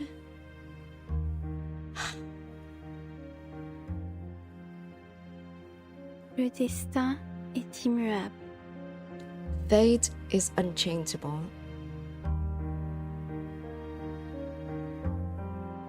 And this is why she's growing more and more indifferent to people's fate. I think like the true sadness is the sadness that doesn't speak. It's the sadness that hit inside you. I get it, Thanos, I get it. Yeah. I think she felt sad for a moment, but then that drop of emotion disappear. Like it's like raindrop and evaporate into the air. Because she knows all of this. And yeah, and that's why you can easily say that Beryl is such a heartless person, a very indifferent person, but she does feel sad. It's just that her sadness doesn't speak out loud. She doesn't show it through facial expression.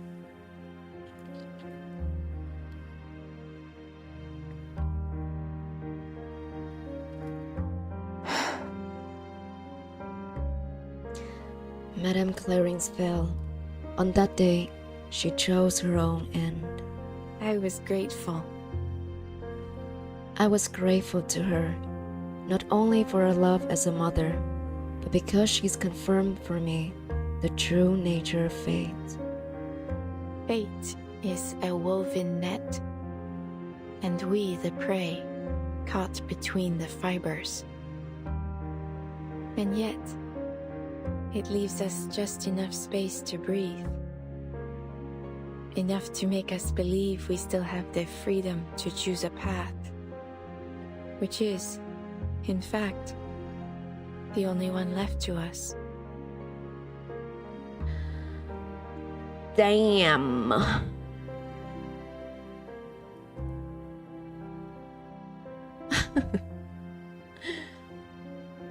I think I'll just say hi, drink some tea with berries, eating some baguette with her. Have a little bit of chit chat. Oh my god, I like this writing so much. It's you can feel it actually. Like you know that you're going to die, but you don't know when. So you always like thinking that you can change fate, thinking that if I choose this, if I do something different, it will change it. But nah. Fate trick you. Fate know that the moment you think you are free from fate, that's the moment the fate happen. The prophecy happen. It's leave us just enough space to breathe, enough to make us believe we still have the freedom to choose a path, like Barry's mother did. But I think for Barry's mother, she kind of accepts her fate. She's have enough. She's very tired mentally, physically, and she just fuck it. If I die, I die. It was touching. The romanticism is charming, but is there truly any difference between those who believe in free will and those who surrender to fate? Yeah. I guess those who believe in free will, like, die happily. At least, like, they die because they happy because this is the death they chose. They believe it. They kind of tricking themselves that they have won against fate. Like, You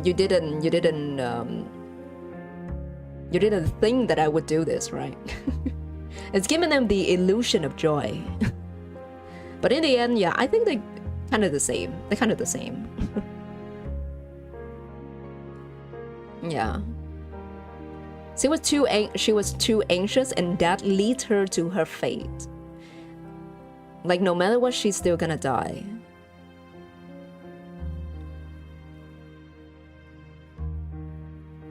Yeah. The cake is always a lie. Like my mother, those exhausted every avenue, even withdrew herself from the world, only to delay the ending by a fraction. She did delay the ending a little bit.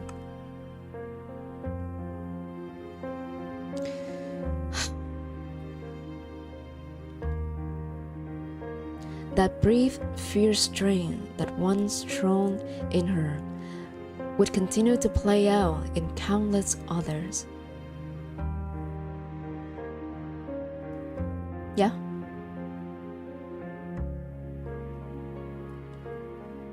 I don't think she can change it. I don't think she can. I think all of her actions, all of the, trying to hide her away from her family, preparing the door, all of that is according to fate. All of that is predicted.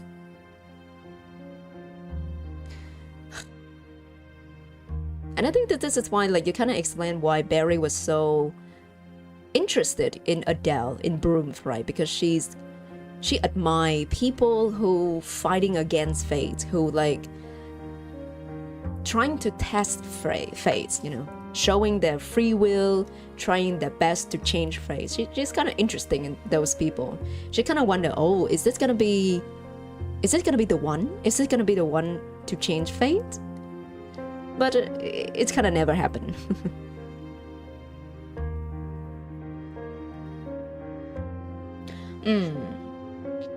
You could say that. You could say Adele kind of changed her. But yeah. But even Adele could not like change her fate, She's still like losing her friend, the city of France, the Paris still like vanished away by the storm. She didn't change much. But yeah. I enjoy... Oh god, I'm doing Barry. I enjoy observing them, and yet I knew none would be the exception. Exactly. This is what I'm talking about. She keeps thinking that, oh, maybe this is the one, maybe this is the one. But no one special. But no one will be the special case. What I saw was a glimpse of the future. Yeah. Fate has many names. Absolute force, absolute will, the supreme law. The endless light from the radiant Sephiroth. Beneath its glow, there is no difference between me and them. Thus naturally, I have no need for me.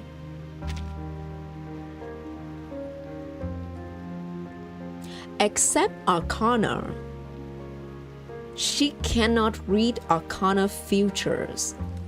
I think because it's got affected by the storm. She cannot predict Arcana future. And that's why all of the crystal in her room shattered. It's broke. Arcana is someone who lives outside fate. Because she literally a god. How dost thou view the storm? And oh my god, I can't believe I didn't notice this with Arcana based on the way she speak. She always speak in like ancient English. I could not believe I didn't pick up this hint when they first introduced her.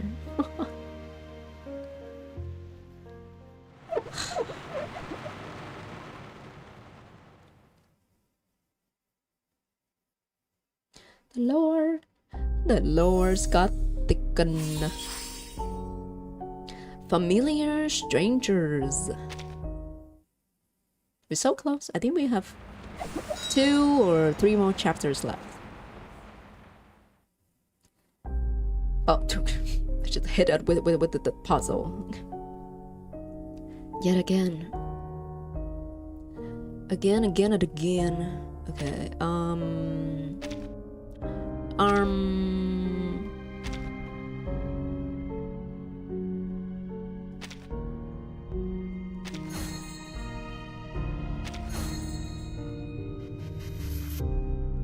No, this one.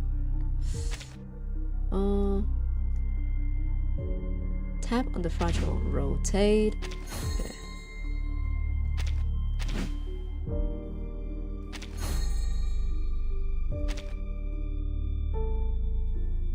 It's not here.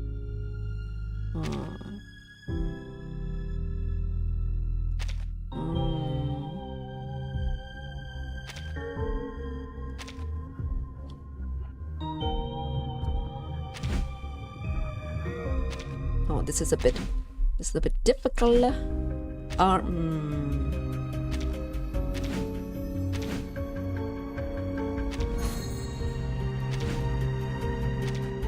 What? What? Why it doesn't fit? No? No? Oh, it's fit here. Okay.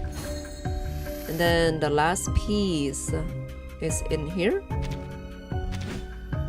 Like this? Ah, okay. Easy. Oh, more. An unexpected outcome.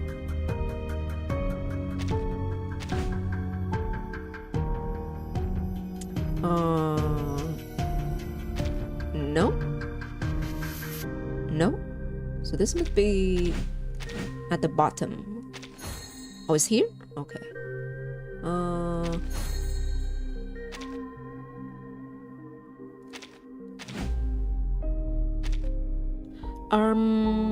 It's so hard to see the piece as well.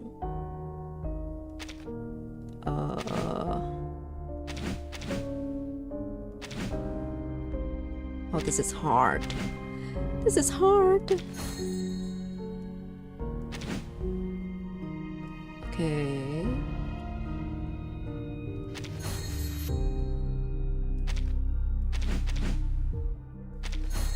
Okay.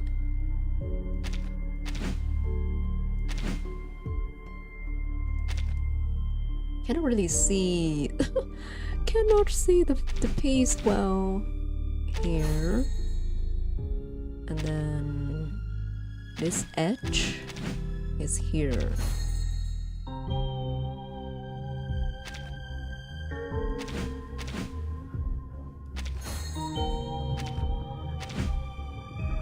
There you go. Mom was a dead time game. Yeah.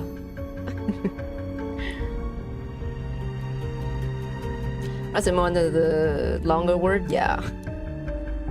The longer words are my weakness. Some of the word I don't even know how to say it as well. Like the stethoscope. Stethoscope. So hard. Something is missing. Oh, something's still amiss.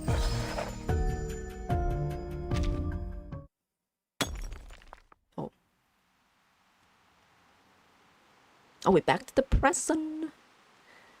From the memory lane to the present. Rains once again flows upward. The people swallow gold. Oh, they're talking about the storm phenomenon. People eat gold is one of the symptoms. Inside the safe house, a crystal has shattered into starlight fragments, and Berry's face flickers in their glow. She picks up one of the fragments and runs her fingers across it. I am afraid this is not what I was looking for. This is not the crystal the ritual requires.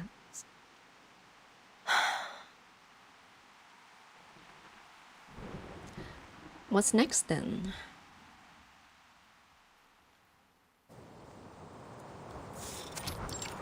Oh.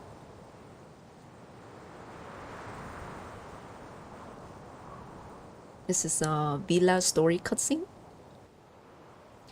After another long trek, Broom finally arrives in the Ural Mountains. The freezing wind bites at her. I'm half near frozen. Honestly, Adele, you take Barry's word as law now. You nigh on killed yourself finding a stone for Barry, only for her to shatter it in yet another fair ritual, then set out searching all over again. Aren't you tired of this? Madame Boynich's rituals seem extremely difficult. Some failures are bound to happen. Is that really your belief? Or are you simply allowing her to toy with you in the name of adventure? This is Barry Boranish, Mashari. Other lesser diviners may require rare and pure crystal, but when has she ever cared about such things? Yeah, this is Rayashiki. But I think they should kind of use the CG. This is not Rayashiki. Even to sustain life, she's only needed a most ordinary white crystal. Yet now she's gambled the success of the ritual stones, which were once nothing but replaceable trinkets to her. Unbelievable. What other task? Is Barry really so inept? What is inept? Madame Boynich's abilities aren't what they once were. Perhaps she truly does require stronger conduits now. I cannot do Broom's accent. It's so sad. I feel so sad. Conduce. And what's so wrong with that, Felician continues to chuckle to herself. At any rate, I do so enjoy watching her stammer. This Felician.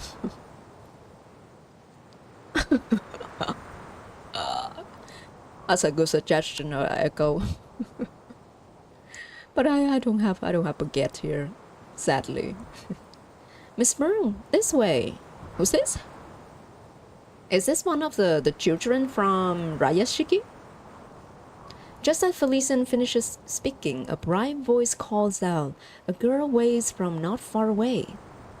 Brooms look toward the sound and freeze in shock. Mina? What are you doing here? Who? Mina who? Get a closer thing to the baguette? Probably bánh mì. I think the closest thing to baguette you can find in Vietnam is bánh mì, because it's originally like inspired from baguette. Like baguettes are very long, but bánh mì we cut it short. We cut it short and, you know, bite size. Oh, hi Bone or Apple. How should I call you? Hi Bone, welcome to the stream. Bon Apple? Should I call you Bon Apple? Garlic bread using baguette are really good.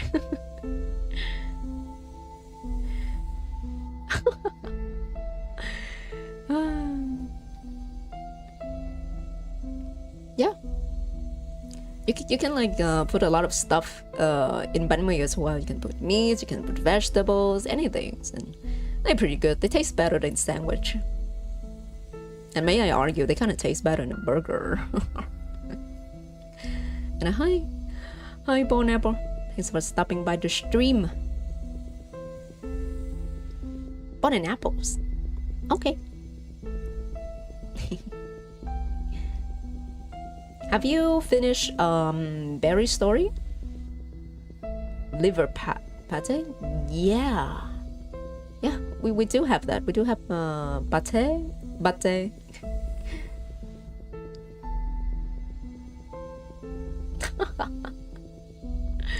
Everyone have exams. Oh, really? Damn. I guess our community is very small. We all know each other. No content, like no reverse 1999 content creators can like escape from each other. Yeah. I played this game like day one. I am day one player. I love this game so much. Every time I lost faith in gacha game story, I came back to this game.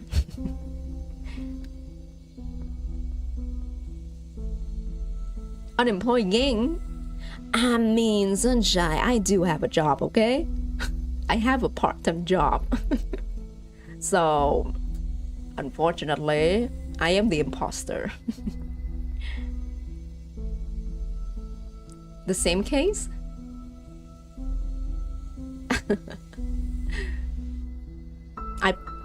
I play many gacha games, but for now I just play Wuwa, Reverse, and When Smith.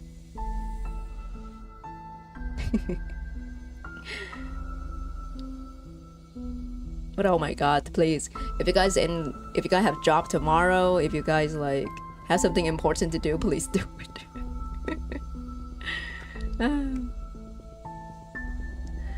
Okay, back to the story. The white crystal orb glimmers softly, a faint face shimmering within it. You met Mina? The girl you befriended while searching for stones in Delhi? That's right, but now she's called herself Asiya. She says she's a Bashker and a guide for the mines. She even claims she's never left these mountains. Far away in the mining region, Broom has returned to her temporary lodging and locked the door.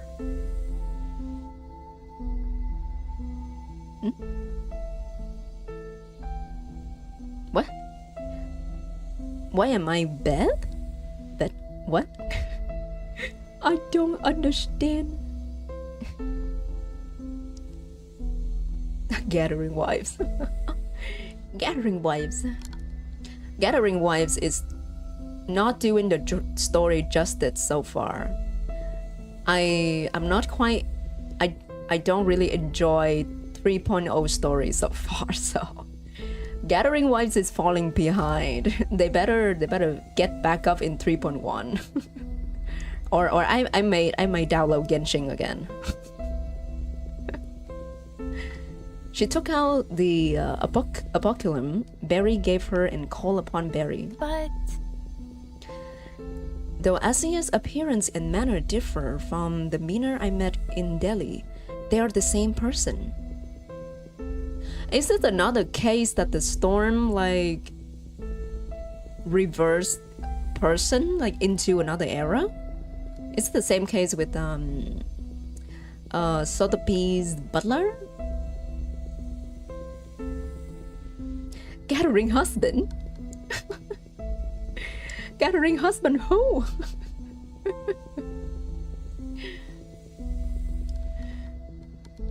Menace. Ah, okay.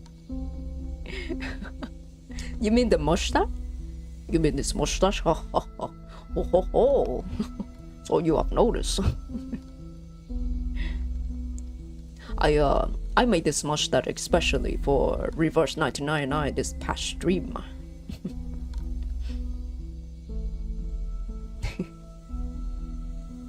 Yeah, this is they do have like an Indian patch event too.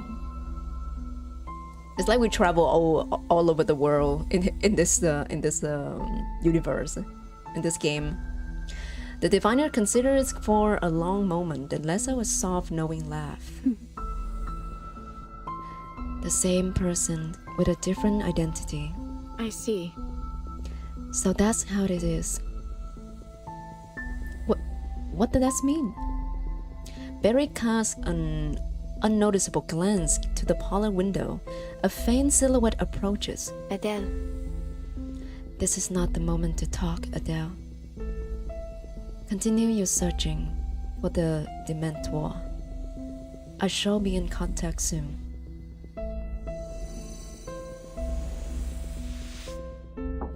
Yeah, they do. That's why you see Matilda in the special outfit there. It's the skin for that event.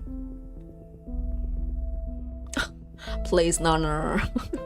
You don't have to recommend my channel in anywhere. I'm not ready. I'm not ready to get recognized. Okay. I'm very shy, guys. Please. I prefer it, you know, small and cozy. Oh, hi, Vade. Finally home? Finally home from where? Oh, I didn't read that. Oops. The apocalypse dims, followed by a knock at the parlor door. Forget me not? Forget me not is here? The people Barry meet, all of the people this woman meets are like out of this world, man. She met Arcana, she met Forget Me Not, now she went to the Foundation as well. This woman. Hi, Vade. Come in, Mr. Forget Me Not.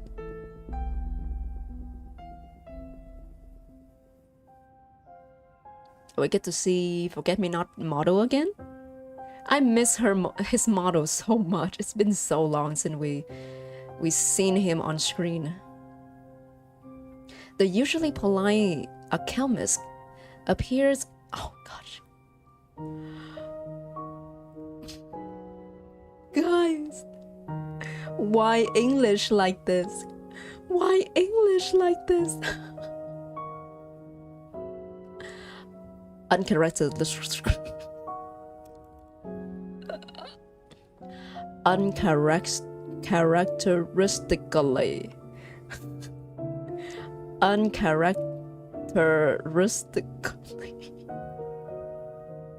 I die. The usually polite alchemist appears uncharacteristically tense.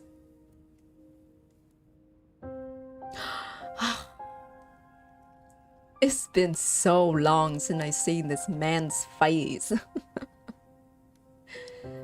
Still elegant, still evil, as always. So, Madame Bourniche, what is your answer? interesting indeed.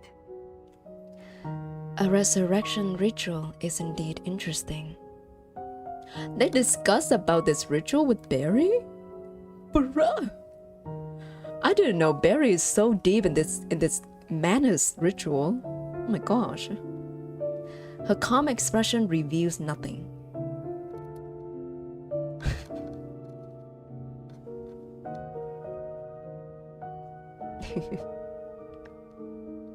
Yeah, I understand what the word means, but pronouncing it is crazy. It's crazy. Your daughter Matilda is in the Foundation. As her mother, it would be easy for you to ask her to retrieve a few materials from the Arcanum containment department. Oh.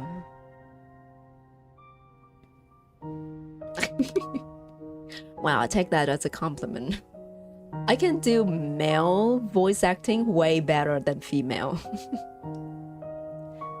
What is it that you're hesitating over?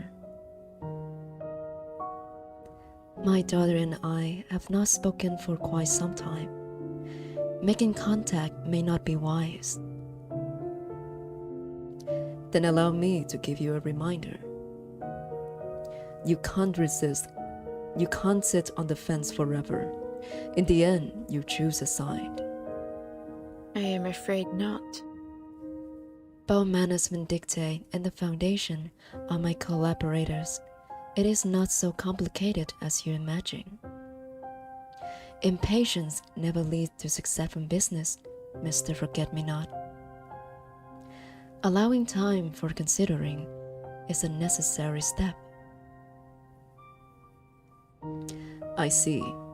Then on the fence you stay.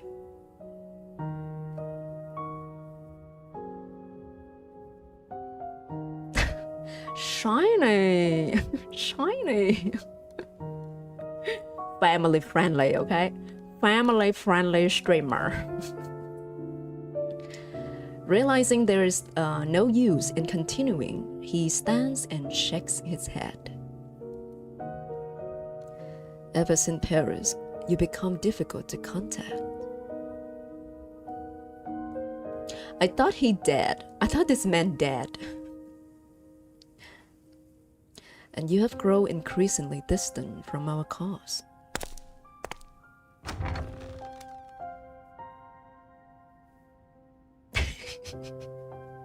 Sunshine, not you joining Shiny.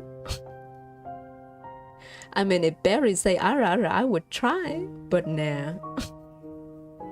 She's not someone who would say that out of nowhere. At the door, he turns back to look at her.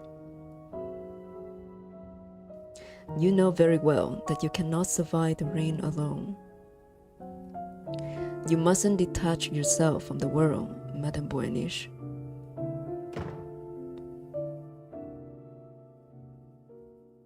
So they did threaten her to join them. But she remained neutral, our neutral queen. Late at night, the apocalypse glows once more. What? You mean these people are abnormalities caused by the storm? However, It is only my... Oh, I forgot. It is only my supposition. Until we fully understand the storm, we cannot say for certain whether it is true. No, logically, really. I'm gonna use this voice for Broom. What did this sort of... Never mind. I cannot. When the disorder of an era reaches a certain threshold, the storm washes everything away and returns it to a fragment of the past. The problem is, the disorder hasn't been completely corrected. So identical identities appear in different forms, and identical people appear with different identities. What? What?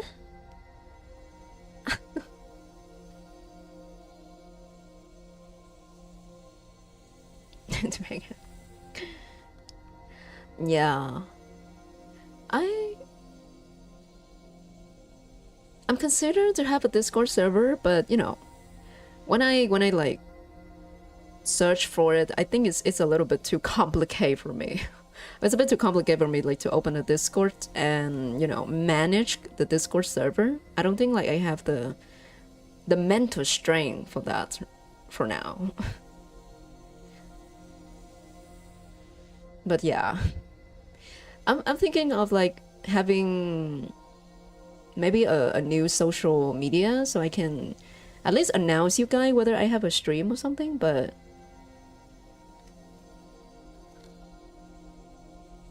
I don't think I can pay them. I am so broke. I am so broke right now. I don't think I can afford to hire anyone. I usually do everything by myself. But yeah, I do feel like we do need like a server.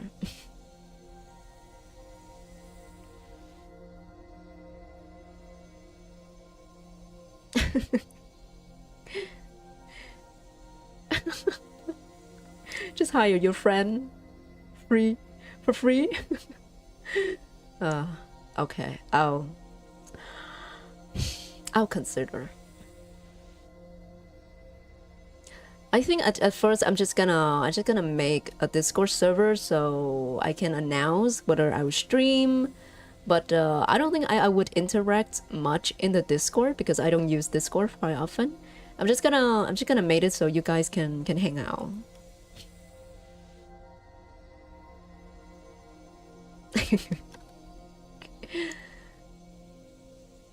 But yeah, I'll think about it. Maybe when I have enough time. Maybe tomorrow. Tomorrow I will not stream and I will think about the Discord thing. And we'll see. I don't intend to go big yet, so I want to take things slowly. I'm very easy to get overwhelmed. Okay. When the disorder of an era reaches a certain threshold, wash everything away, return it to a fragment of the past. The disorder hasn't been completely corrected. Oh gosh. So you mean that there's still a chance we get to see Schneider again? Is that what they imply? Please. I want to see Schneider again in any identities, please. But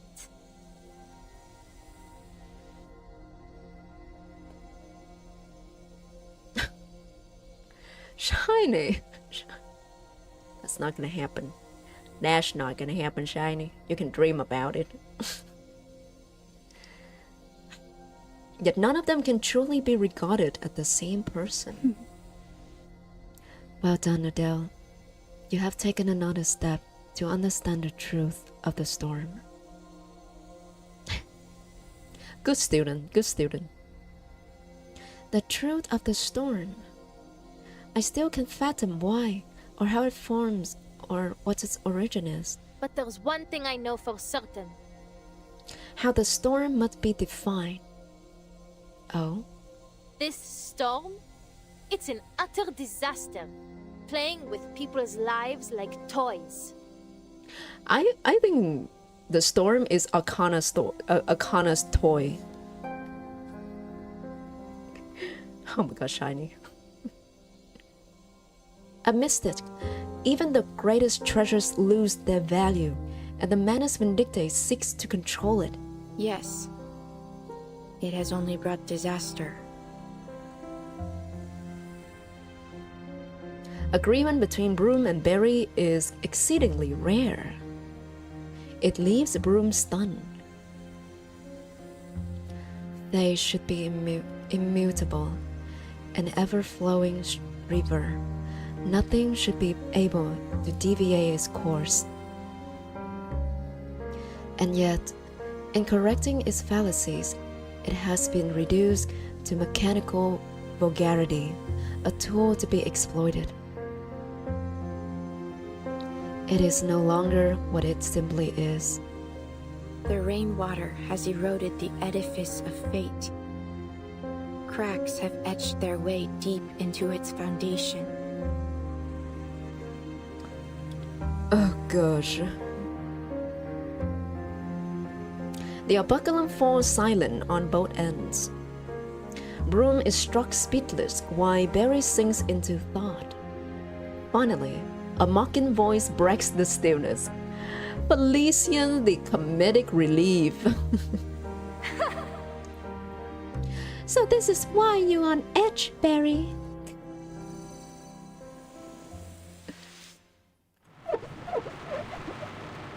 Felician is just want to hang out. She just want to hang out with this girl. So this is why they call it familiar strangers.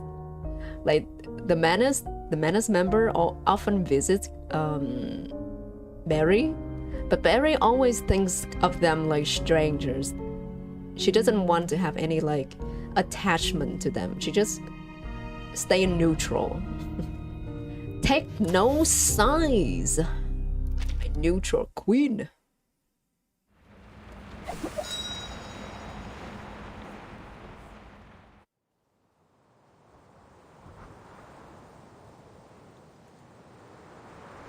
Asia. Miss Broom, are you really leaving now? But we still haven't found the mentor you were looking for. I'm sorry, Asiya, but I have to go. The days of adventure are pleasant, but their outcomes are often not what they hope.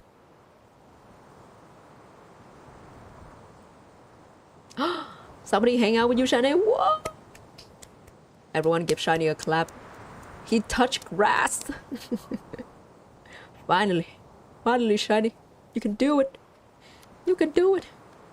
Just don't be artwork, okay? Why? This is always so sudden. I am losing my voice acting. 2 days ago, Barry urged them to return as soon as possible. Why?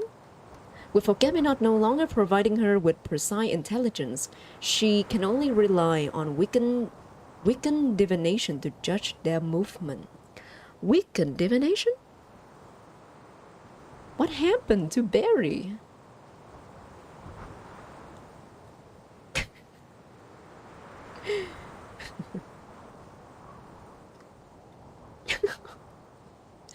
I mean, Echo.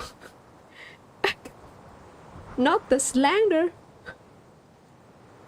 I used to watch VTuber too, okay?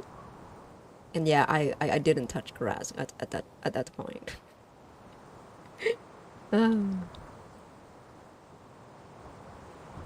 Bye.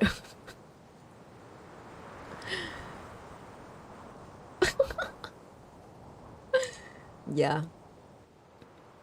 It has like always kind of like my visions having a YouTube channels and doing this. I even like make the model by myself too. I'm really passionate about this. You're a writer, you sleep on grass. Relatable? Yeah, relatable. I'm planning to like doing like some movie reaction as well, but yeah, I'm scared of the copyright. Ugh, copyright gonna kill me. Ah yes, I used to have like a PNG too. You know, it's fine. You start at somewhere. I usually just have a PNG and I edit everything with my PNGs. So now like looking at like the short with me using my current model and the short when I still use my avatar is like day and night.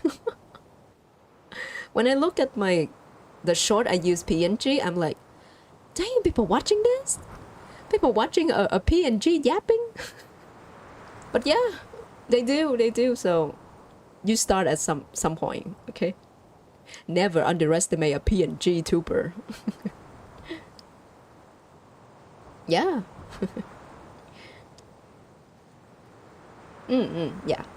It's okay. It's okay. You like, you know, to make plan for it, like think about it, and one day you will like make dreams come true.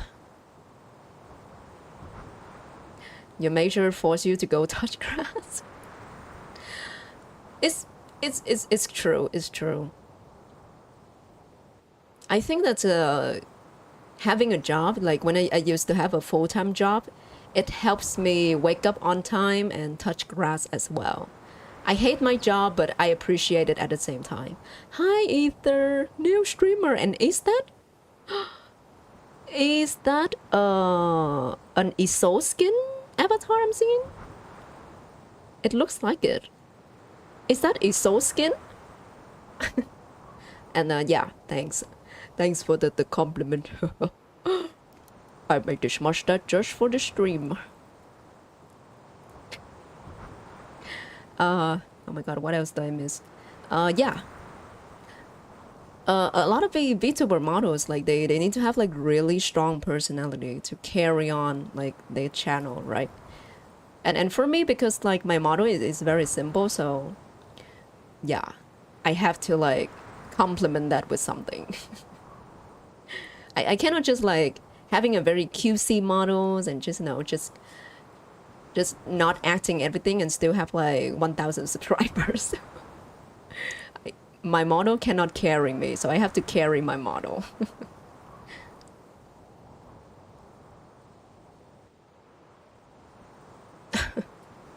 Yeah, relatable echoes.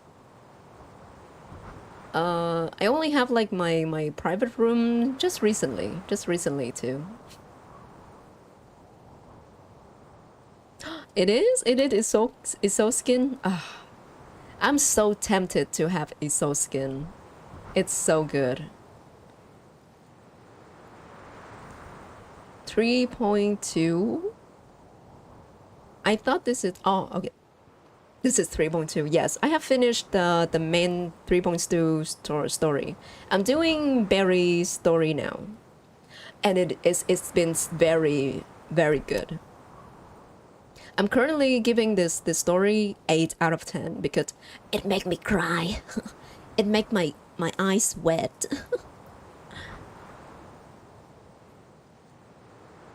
Yeah, yes, Vade. I make my own model.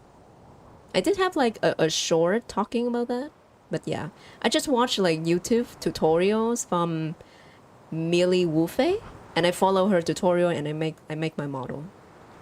Completely free though, completely free. If you didn't count the camera I have to buy it.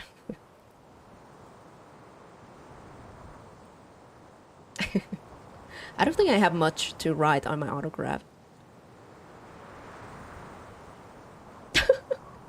You give it 7.5 and subscribe. But yeah, I do enjoy the music. The music, it's very French, you know.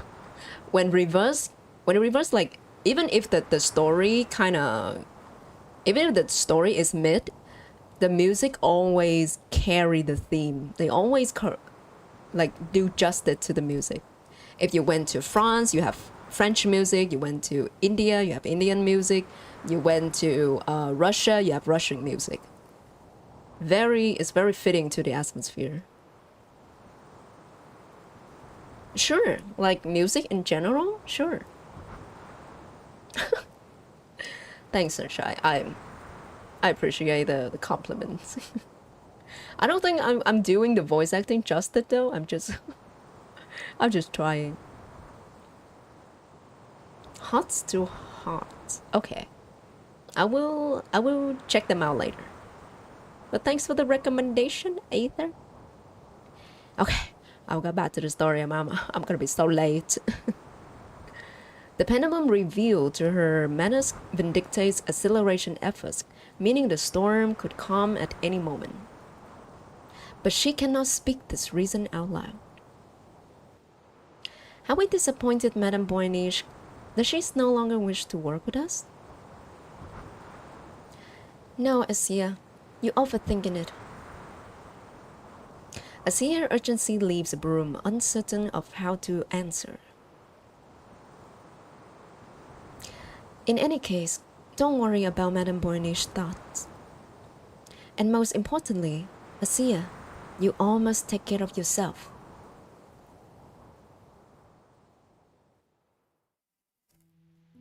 Clementine?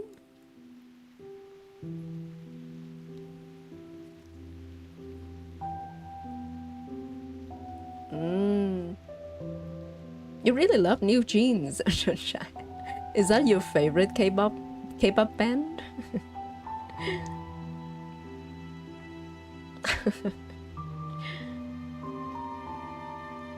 The most masculine song, hell yeah.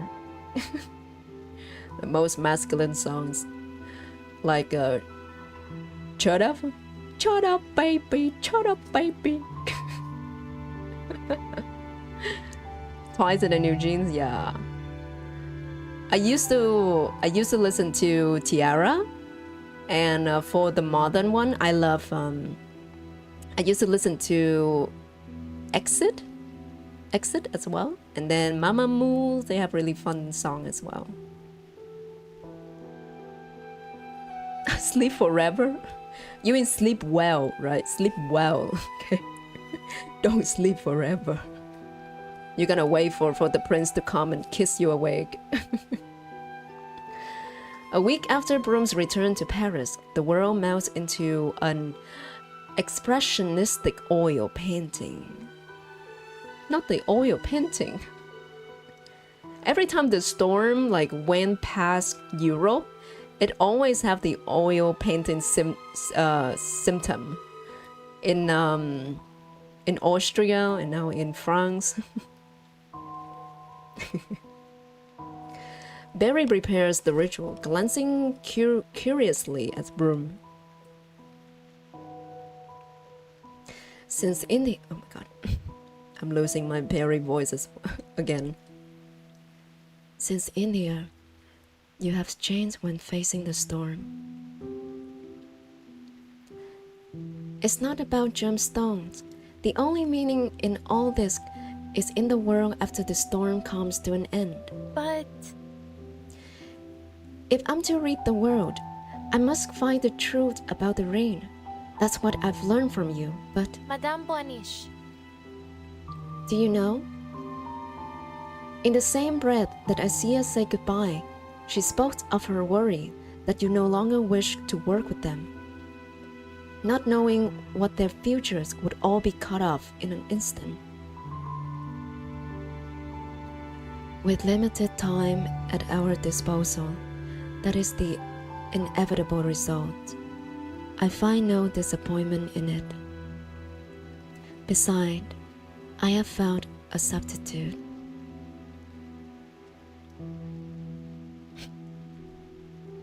On the table, an olive green aventurine glimmers faintly. But this time, I may only be able to make slight adjustment to the ritual itself. I still can't do it, Madame, detaching myself from the world as you do. To be completely clean of it all. At her words, Barry's hand stopped mid-movement. She stared at the aventurine, and the smile fades from her face. Madame Boanish, what's wrong? The diviner doesn't answer. Her thoughts sink somewhere very deep. I think Barry does care. Barry doesn't want to detach herself from the world. She does care, but because she's a diviner, she kind of has to be. It's not something she voluntarily want to do. I guess, yeah, kind of. So the great diviner finally refuses to keep spinning in place, does she? Felician mockery does not touch her. Barry rises and looks off. Not to a window, but a wall. Though she cannot see it, she knows the rain has begun its washing of the world.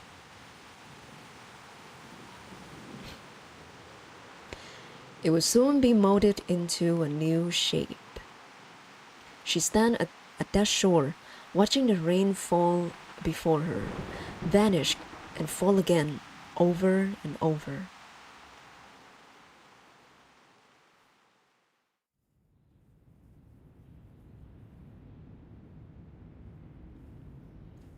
Oh my god, forget me not voice. You mustn't detach yourself from the world, Madame Boanish.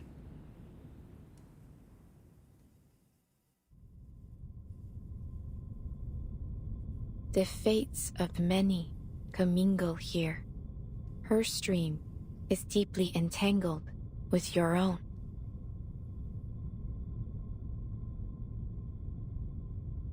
Ah, okay. I'll check them out.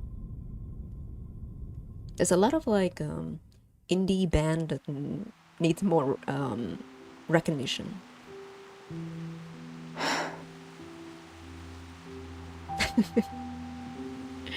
I think it's easier to find like a friend with a similar music taste. So yeah, you can start from there, Shinsha. Yeah. I get that feeling, Aether. I have a lot of like Vietnamese artists. I kind of want them to be more popular as well.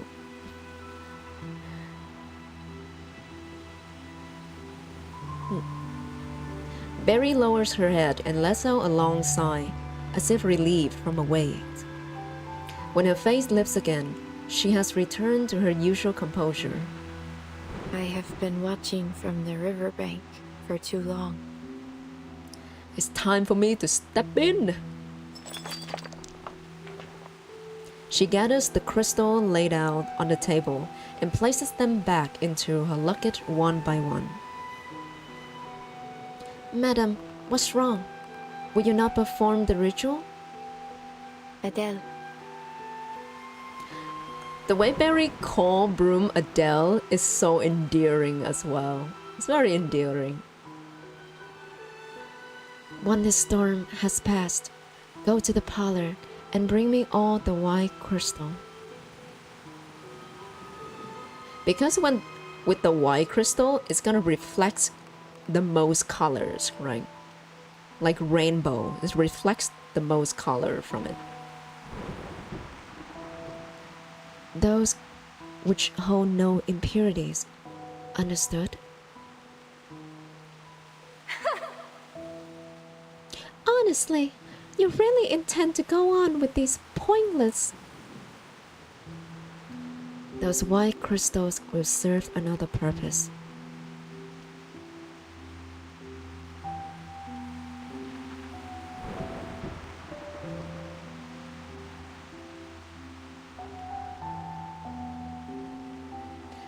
In the dim, scattered points of light drips in her eyes. So the gemstones were worthless after all. Berry smiles. She does not deny it. Then you intend to. It is time we gave our guest his answer. We cannot leave the gentleman waiting forever. What are we gonna say to forget me not? They even using the CG from oh my god, 1.6 even the Tooth Fairy's story. This help brings so much memory, so many memories. I enjoyed Willow's story as well. So lovely. Berry stands at the entrance of her home, waiting patiently. The same door where all those years ago, Clarence stepped out and dove her headfirst into her current. Oh god, forget me not. Yeah, they reused the Willow's house CG. I must say, you surprised me. I didn't expect you to be the one who contacted me. Tell me, why the change of heart? I am afraid not. You are still my client, Mr. Forget-Me-Not. I agreed. I will procure the raw lion's tail for your ritual. After the storm, the Foundation will be in chaos. Fighting someone easily influenced within the Arcanum Containment Department will not prove difficult. If you must give me the payment I am owed, all information regarding the resurrection ritual. We exchange information and then we leak it to the Foundation. Yeah. But in this economy, owning a house like that, whew, you must be rich as fuck. Owning a house in like the suburb with nature around, what a luxury. Area in the rain.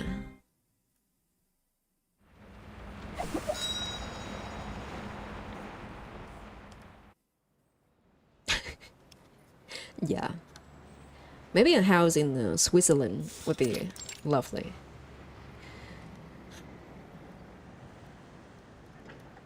At the edge of the earth, at the southernmost point of human dwelling, 800 nautical miles south lies the wide wasteland that covers the South Pole. They really use all the CGs from the previous patches and put it in this story. Kind of like it. It brings back a lot of memories. There, an event that may overturn the order of life is about to unfold. I imagine Mr. Forget-Me-Not is suffering at this moment. Butterfly? Miss Grace? Miss Grace? The diviner hand over the raw lion's tail. Why am I reading in Barry voice? The diviner's hand over the raw lion's tail. A moth lands upon it, fluttering its wings. Is this Miss Grace? Miss Grace.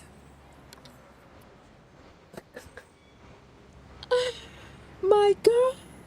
My MVP. So good to see her back. I mean, I like Barry, but Miss Grace. Miss Grace is someone I'm simping for. She deserves all the love, all the simping. Oh my god, Miss Grace's voice. It's kind of similar to Barry as well. The chemical accident upset him greatly. But as long as the ritual succeeds, his failure will be remedied.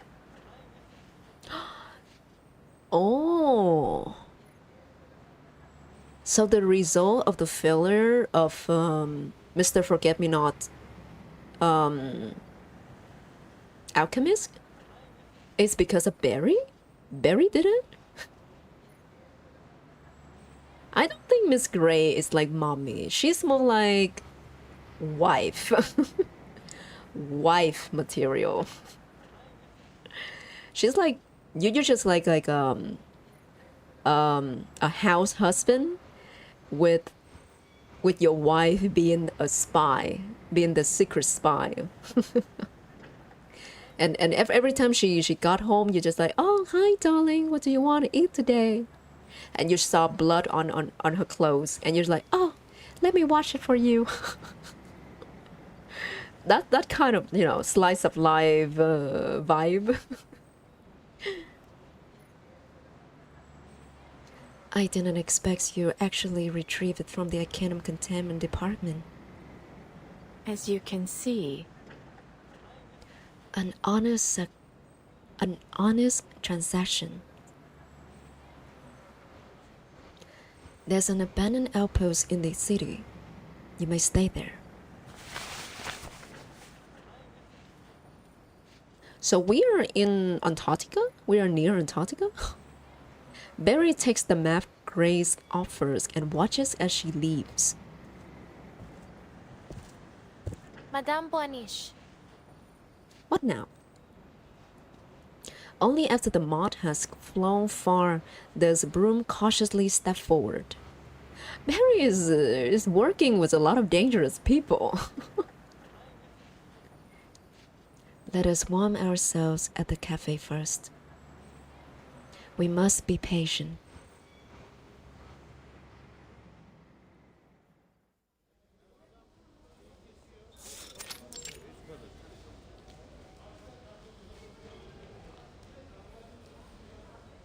I thought you would insist on going to Antarctica. She savored the richness of the latte cup in her hands, finally letting herself relax.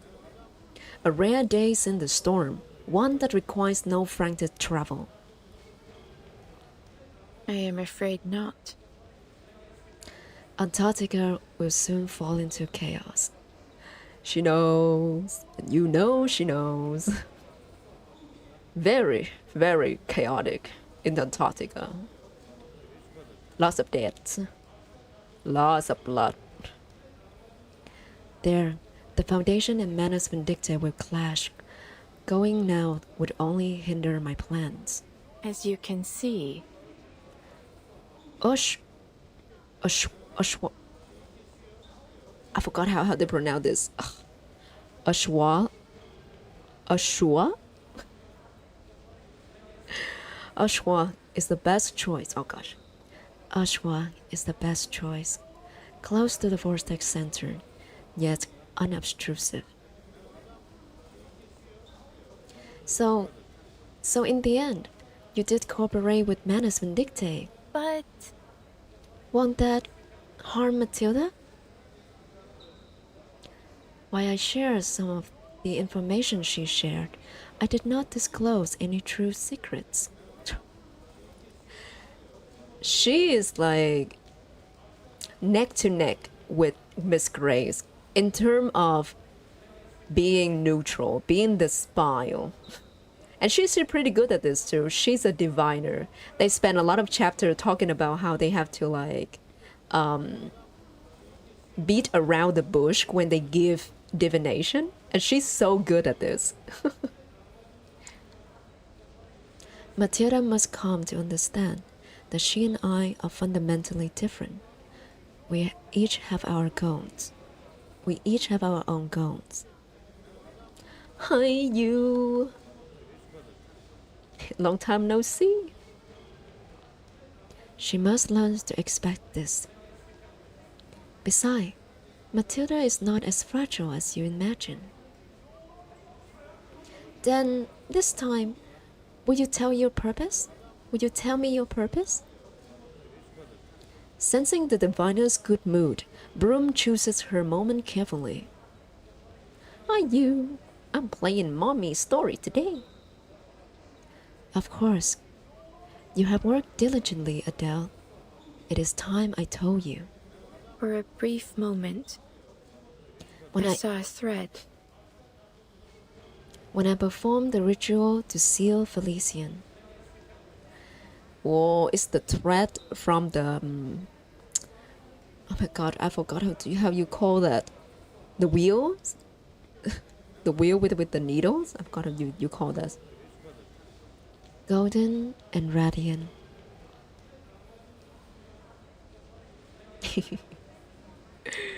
You're putting pressure on me, Sunshine. She closes her eyes and she tries to recall that fleeting moment. The moment where she decides to evolve, use her divination power.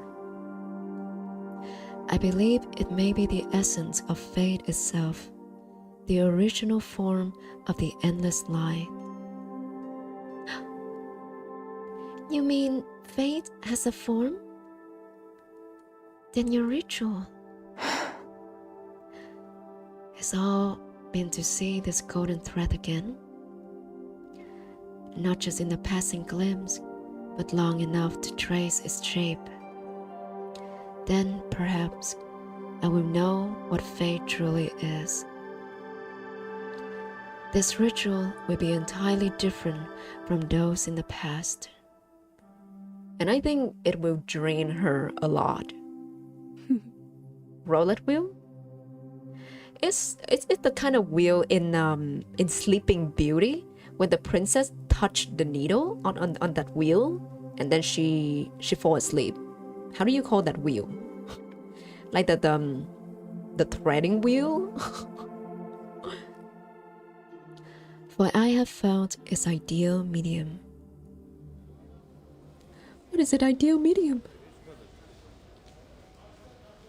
Felician? Felician is the medium?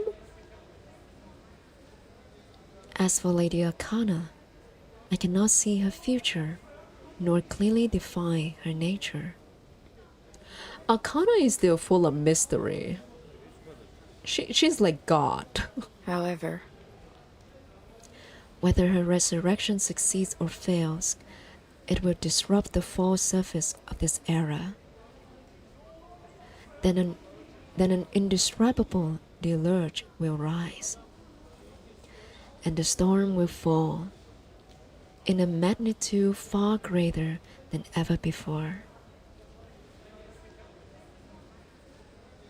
Yeah, that's right. So that's why you agreed to help forget-me-not. You want to use the resurrection ritual. Correct. It seemed they finally encountered a matter worthy of exciting you, Barry. The resident of the mineral once again points out Barry's uncharacteristic honesty. This resident is a great add to the main It's cast. almost friendly of you. Disturbingly so. Barry lifts her cup, takes a sip, and hides her smile behind porcelain. Felician see through Barry. She knows what's Barry thinking, what's Barry's feeling. It's a great dynamic as well. Huh. A deep rumbling, as if from the earth's core, rips Broom from sleep. What's going on? What's happening? She looks around. Barry is gone, along with the white crystal they brought from the parlor. Oh my god, Barry, sayonara? Barry, adios? Where did she go? Ah, yes, I remember. The spindle wheel. The spindle wheel and the spindle thread. I get it. Oh, I remember. Yes. Thank you, Sunshine. You brought the vocabulary back to the dictionary. She rises quickly. As she nears the door, she notices a clear strained water sipping beneath the door frame. The flood? Is this the flood? Goodness! Thanks to Google, yeah. Oh my god, it's the flood! Oh. Bossa, what's happening? The moment she opened the door, the water surged inward. Broom looks around as the water continues to rise. Residents on the street stare into the distance in terror. What? That's the flood? You're talking about K-pop? A moment ago.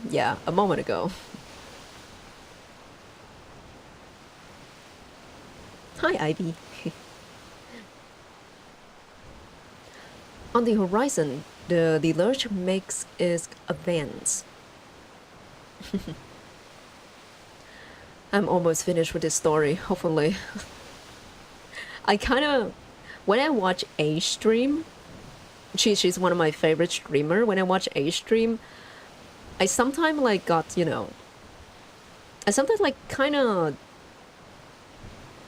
want her to focus more on the story when she stream. But now when I am in her position as a streamer, I kind of understand her now. Sometimes you have to interact with the chat, and you kind of move away from the game you play in for a moment, or the story you're following. But I'm still catching up to the story. I'm not not knowing anything. You have to walk in their shoes to understand why. Oh, welcome back from class.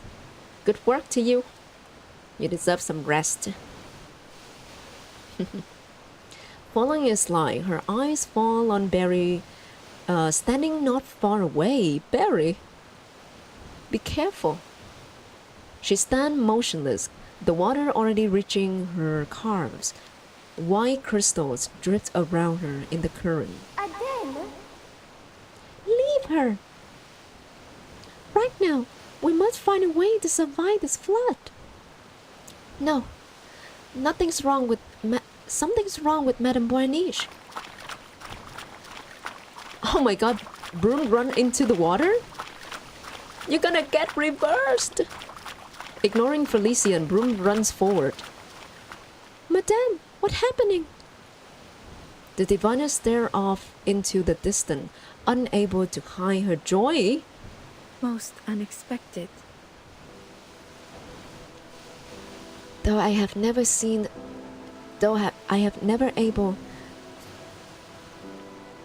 I need to read this slower. Though I have never been able to foresee the storm, I never expected that it could take this shape. Broom grabs Barry's arm. They all cooked. You gotta go back for English? Good luck, Ivy. Slay the English monster. Madame Boyaniche, if this really is the storm, we need to get back inside. Every time I voice Broom, I have a different voice. No.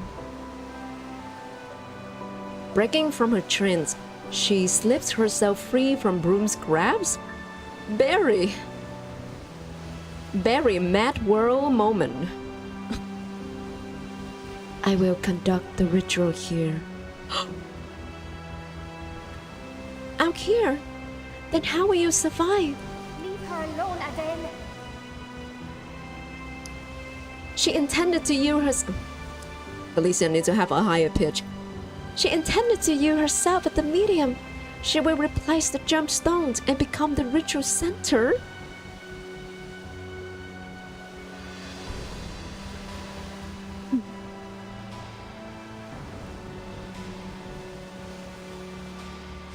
What ritual are you doing, Barry? Oh my god, you playable, please. You are, indeed, the more perceptive of the two. Broom just stands stunned as the pendulum drops from the diviner's palm. You got very hurt. We all drown in an indescribable emptiness, yeah. Time to go swimming. Time to swim into the void. There is no medium in this world more suitable than myself. Adele, You have stood at the crossroad of others' fates. I now stand in the same place. Through me, the spiritual and material converge. I must step into the rain if I am to see the fate which has soaked in. Barry.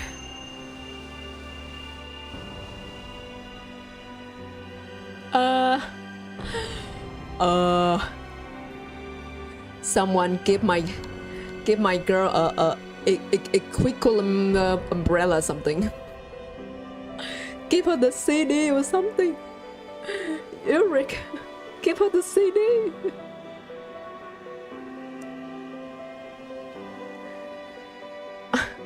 Go to sleep, Echo. I understand.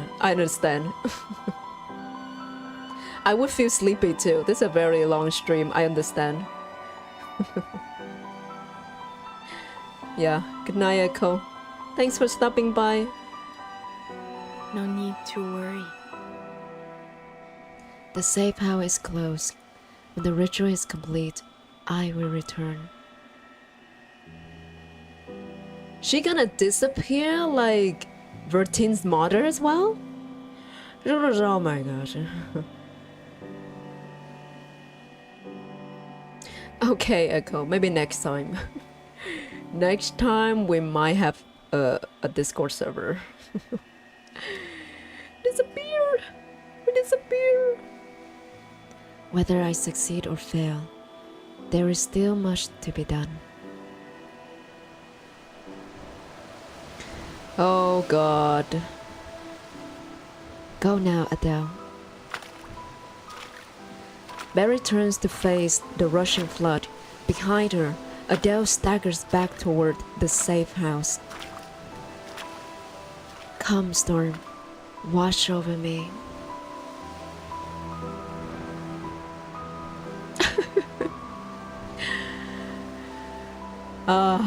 Why every character in this game has like a Recoleta moment?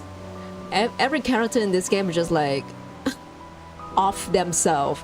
Just off themselves at the end of the story. She waits patiently as the water rises past her knees, her waist, and then her chest.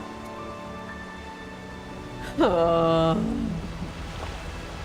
waves stand before her like a giant, then descends mercilessly.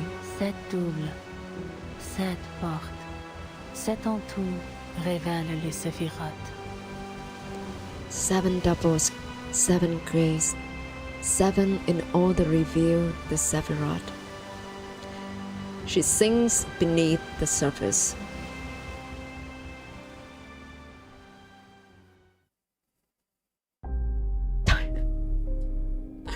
Puzzle time! Puzzle time! A piece unlike any before. I have no brain to do puzzle right now, game. Game? Gosh.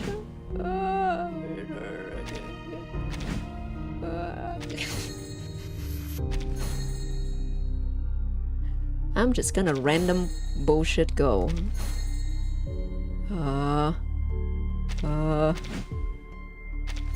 Okay. And then this one.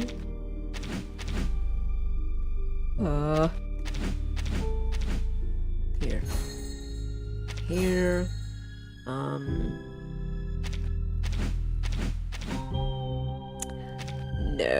No. This one. Okay. Oh my god, and it's a circle as well. It's a circle.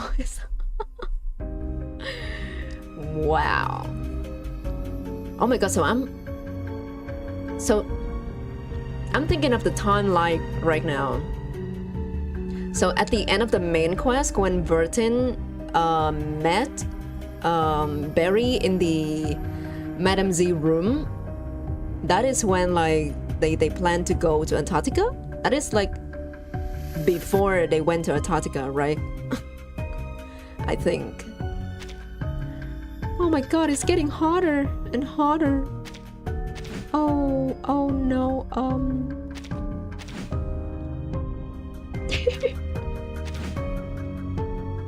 There you go. Okay.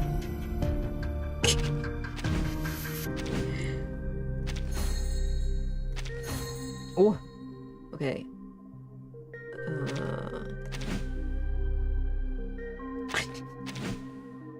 This is how I'm going to do this. Okay, this piece is kind of trash. Okay, it fit here. And then... Oh, very interesting looking piece, is it? Oh. Oh, okay, so this one will be here, this one will be here, and this one will be here. Ta-da!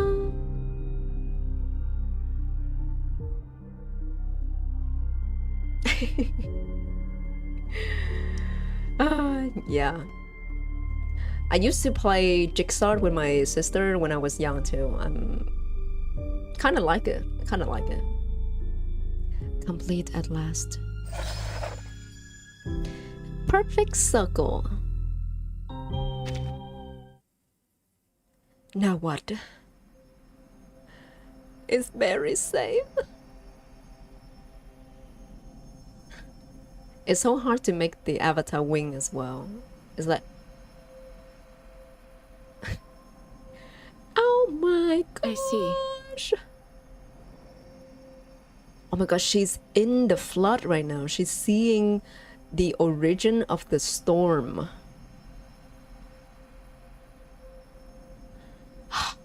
This woman. Barry is going to leave. I think she's going to Spain right now. Barry is having a trip to space. Hanging around with Voyager right now. So this is your form. It's as if she has dived inside a crystal ball. A glistening golden thread is reflected in the distance. I have been watching from the riverbank for too long. Oh, that's a 5-star. She reaches toward the thread, but her fingertips meet only a cold, glassy surface.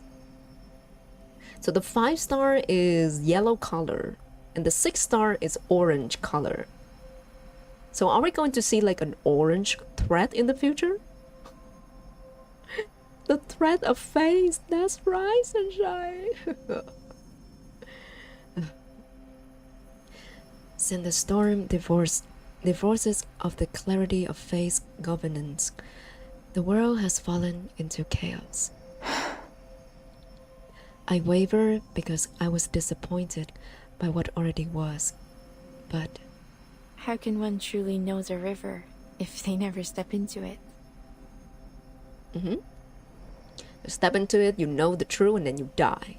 You have no ones to tell the story. The golden light trembles. She hears something like the breath of fate. I was narrow-minded. Most unexpected. To think that thought and language could describe you, that mere fragments of experience could define you. She met God. She met God. Back to this. Back to Arcana.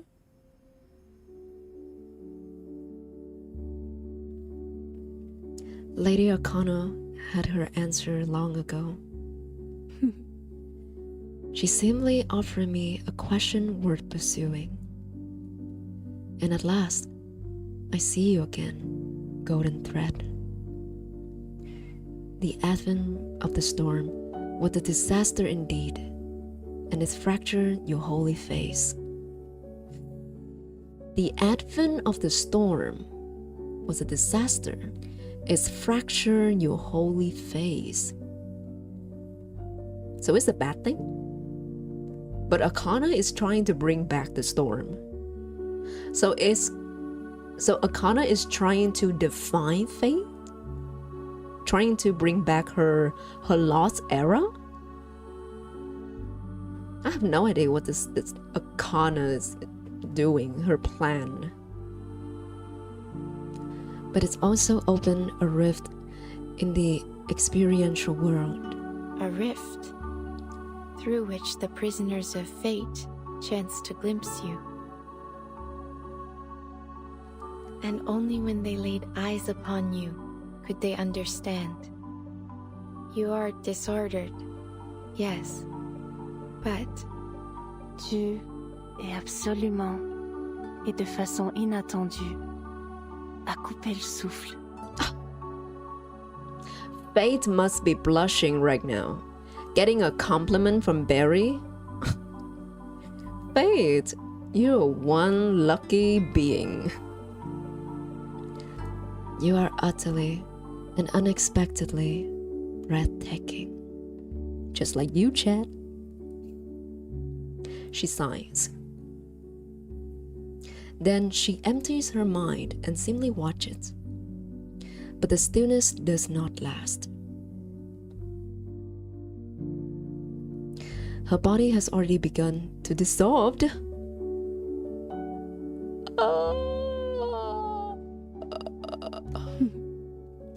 So this is the price. The crystallized surface begins to fracture, pushing her further away. But I have no regrets. Did she get reversed? Did she get reversed? Is she gonna reincarnate into someone else with different identities? Her eyes remain open, refusing to close them for even a moment. who? Is that Earth? Earth, Bertin's mother? Mother's meeting mother? In the dim after-image of her fading side, a girl stands in the void. Matilda? Oh, Bertin.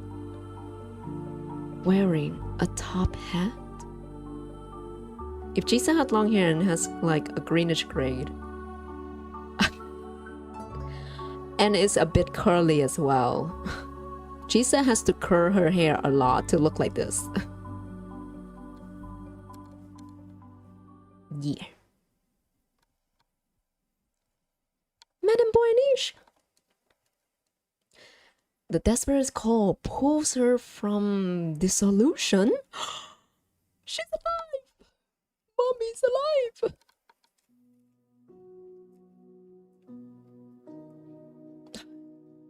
Yeah.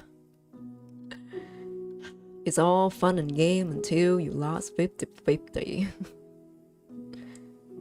As she opens her eye, they meet a familiar ceiling.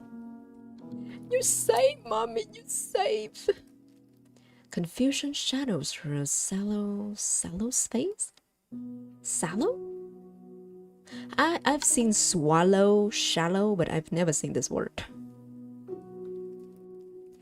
I survived.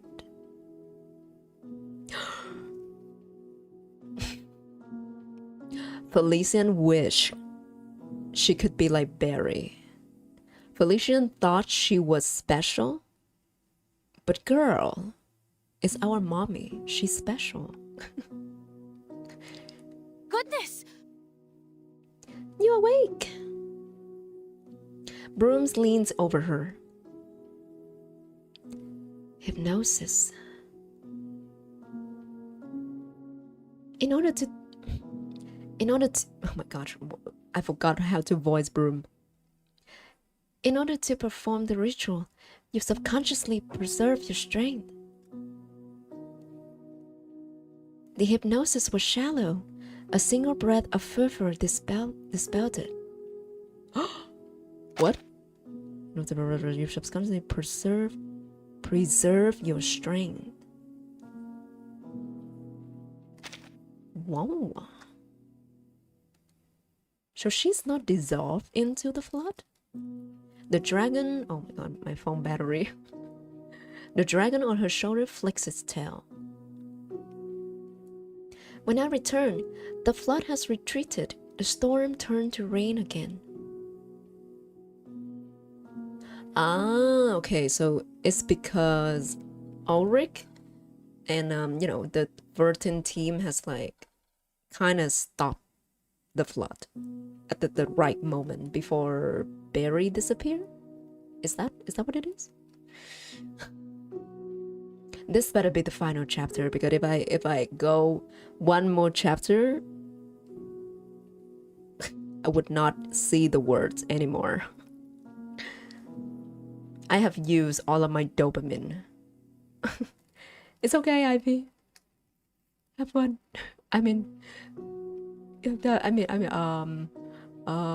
You can do it, Ivy. It's okay. Bye, Ivy. Thanks for stopping by. Don't cry, Ivy. It's live. You can do it. You can finish your work and then you come back. We're still here. Bye, Ivy. Slay-Doh English monster. Luckily, I was able to bring you back. Broom pauses. I'm sorry, I interrupted your ritual. You have done well. You pull her back just at the moment when she saw fate. Middle school is rough. Middle school. Middle school. There's a minor in my stream, bruh. Anyway, Ivy, good luck with your class. Your future depends on you. She extends her hand, prompting Broom to help her sit up.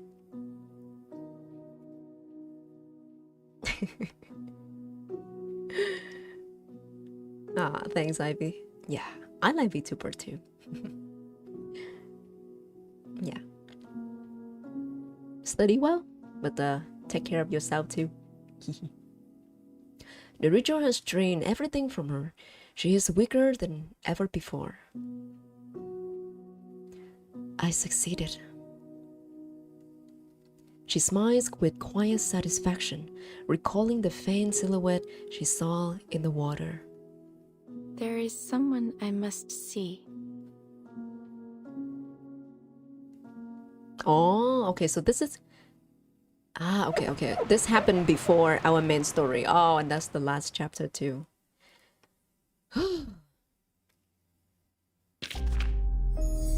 So the next story, they're gonna reveal your life story. That's oh god.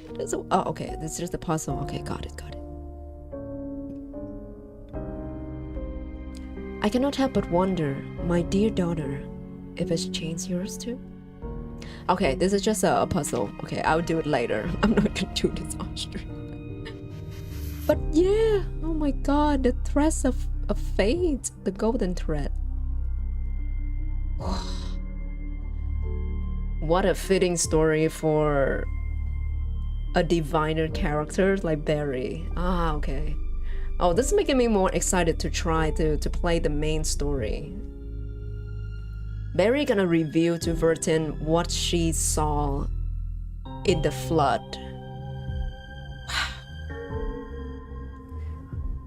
The fact that Adele went with Broom is also like part of fate as well. Yeah. Of course, it's getting late. It's 1 a.m. here. This is kind of this feels kind of longer than Kova's story. Probably because I kind of skip a little bit in Kova's story. I didn't read all of the dialogues. But damn, what a story. I'm glad I played this. I'm glad I played this on stream. Oh, so many things to uncover, but I don't think I'm good at analyzing the story, so yeah. I'm just gonna leave it here. But thanks, guys, for stopping by, watching me through this story, this journey. And that's it for today's guy. Have a good day, have a good sleep, have a good class. Bye bye, guys. And I will see you maybe on Friday or Saturday. I will take a day off tomorrow. My head is not doing well. This is the only game that I don't skip the lore, kinda. I don't skip most of the lore. It's captivating enough. It has good story.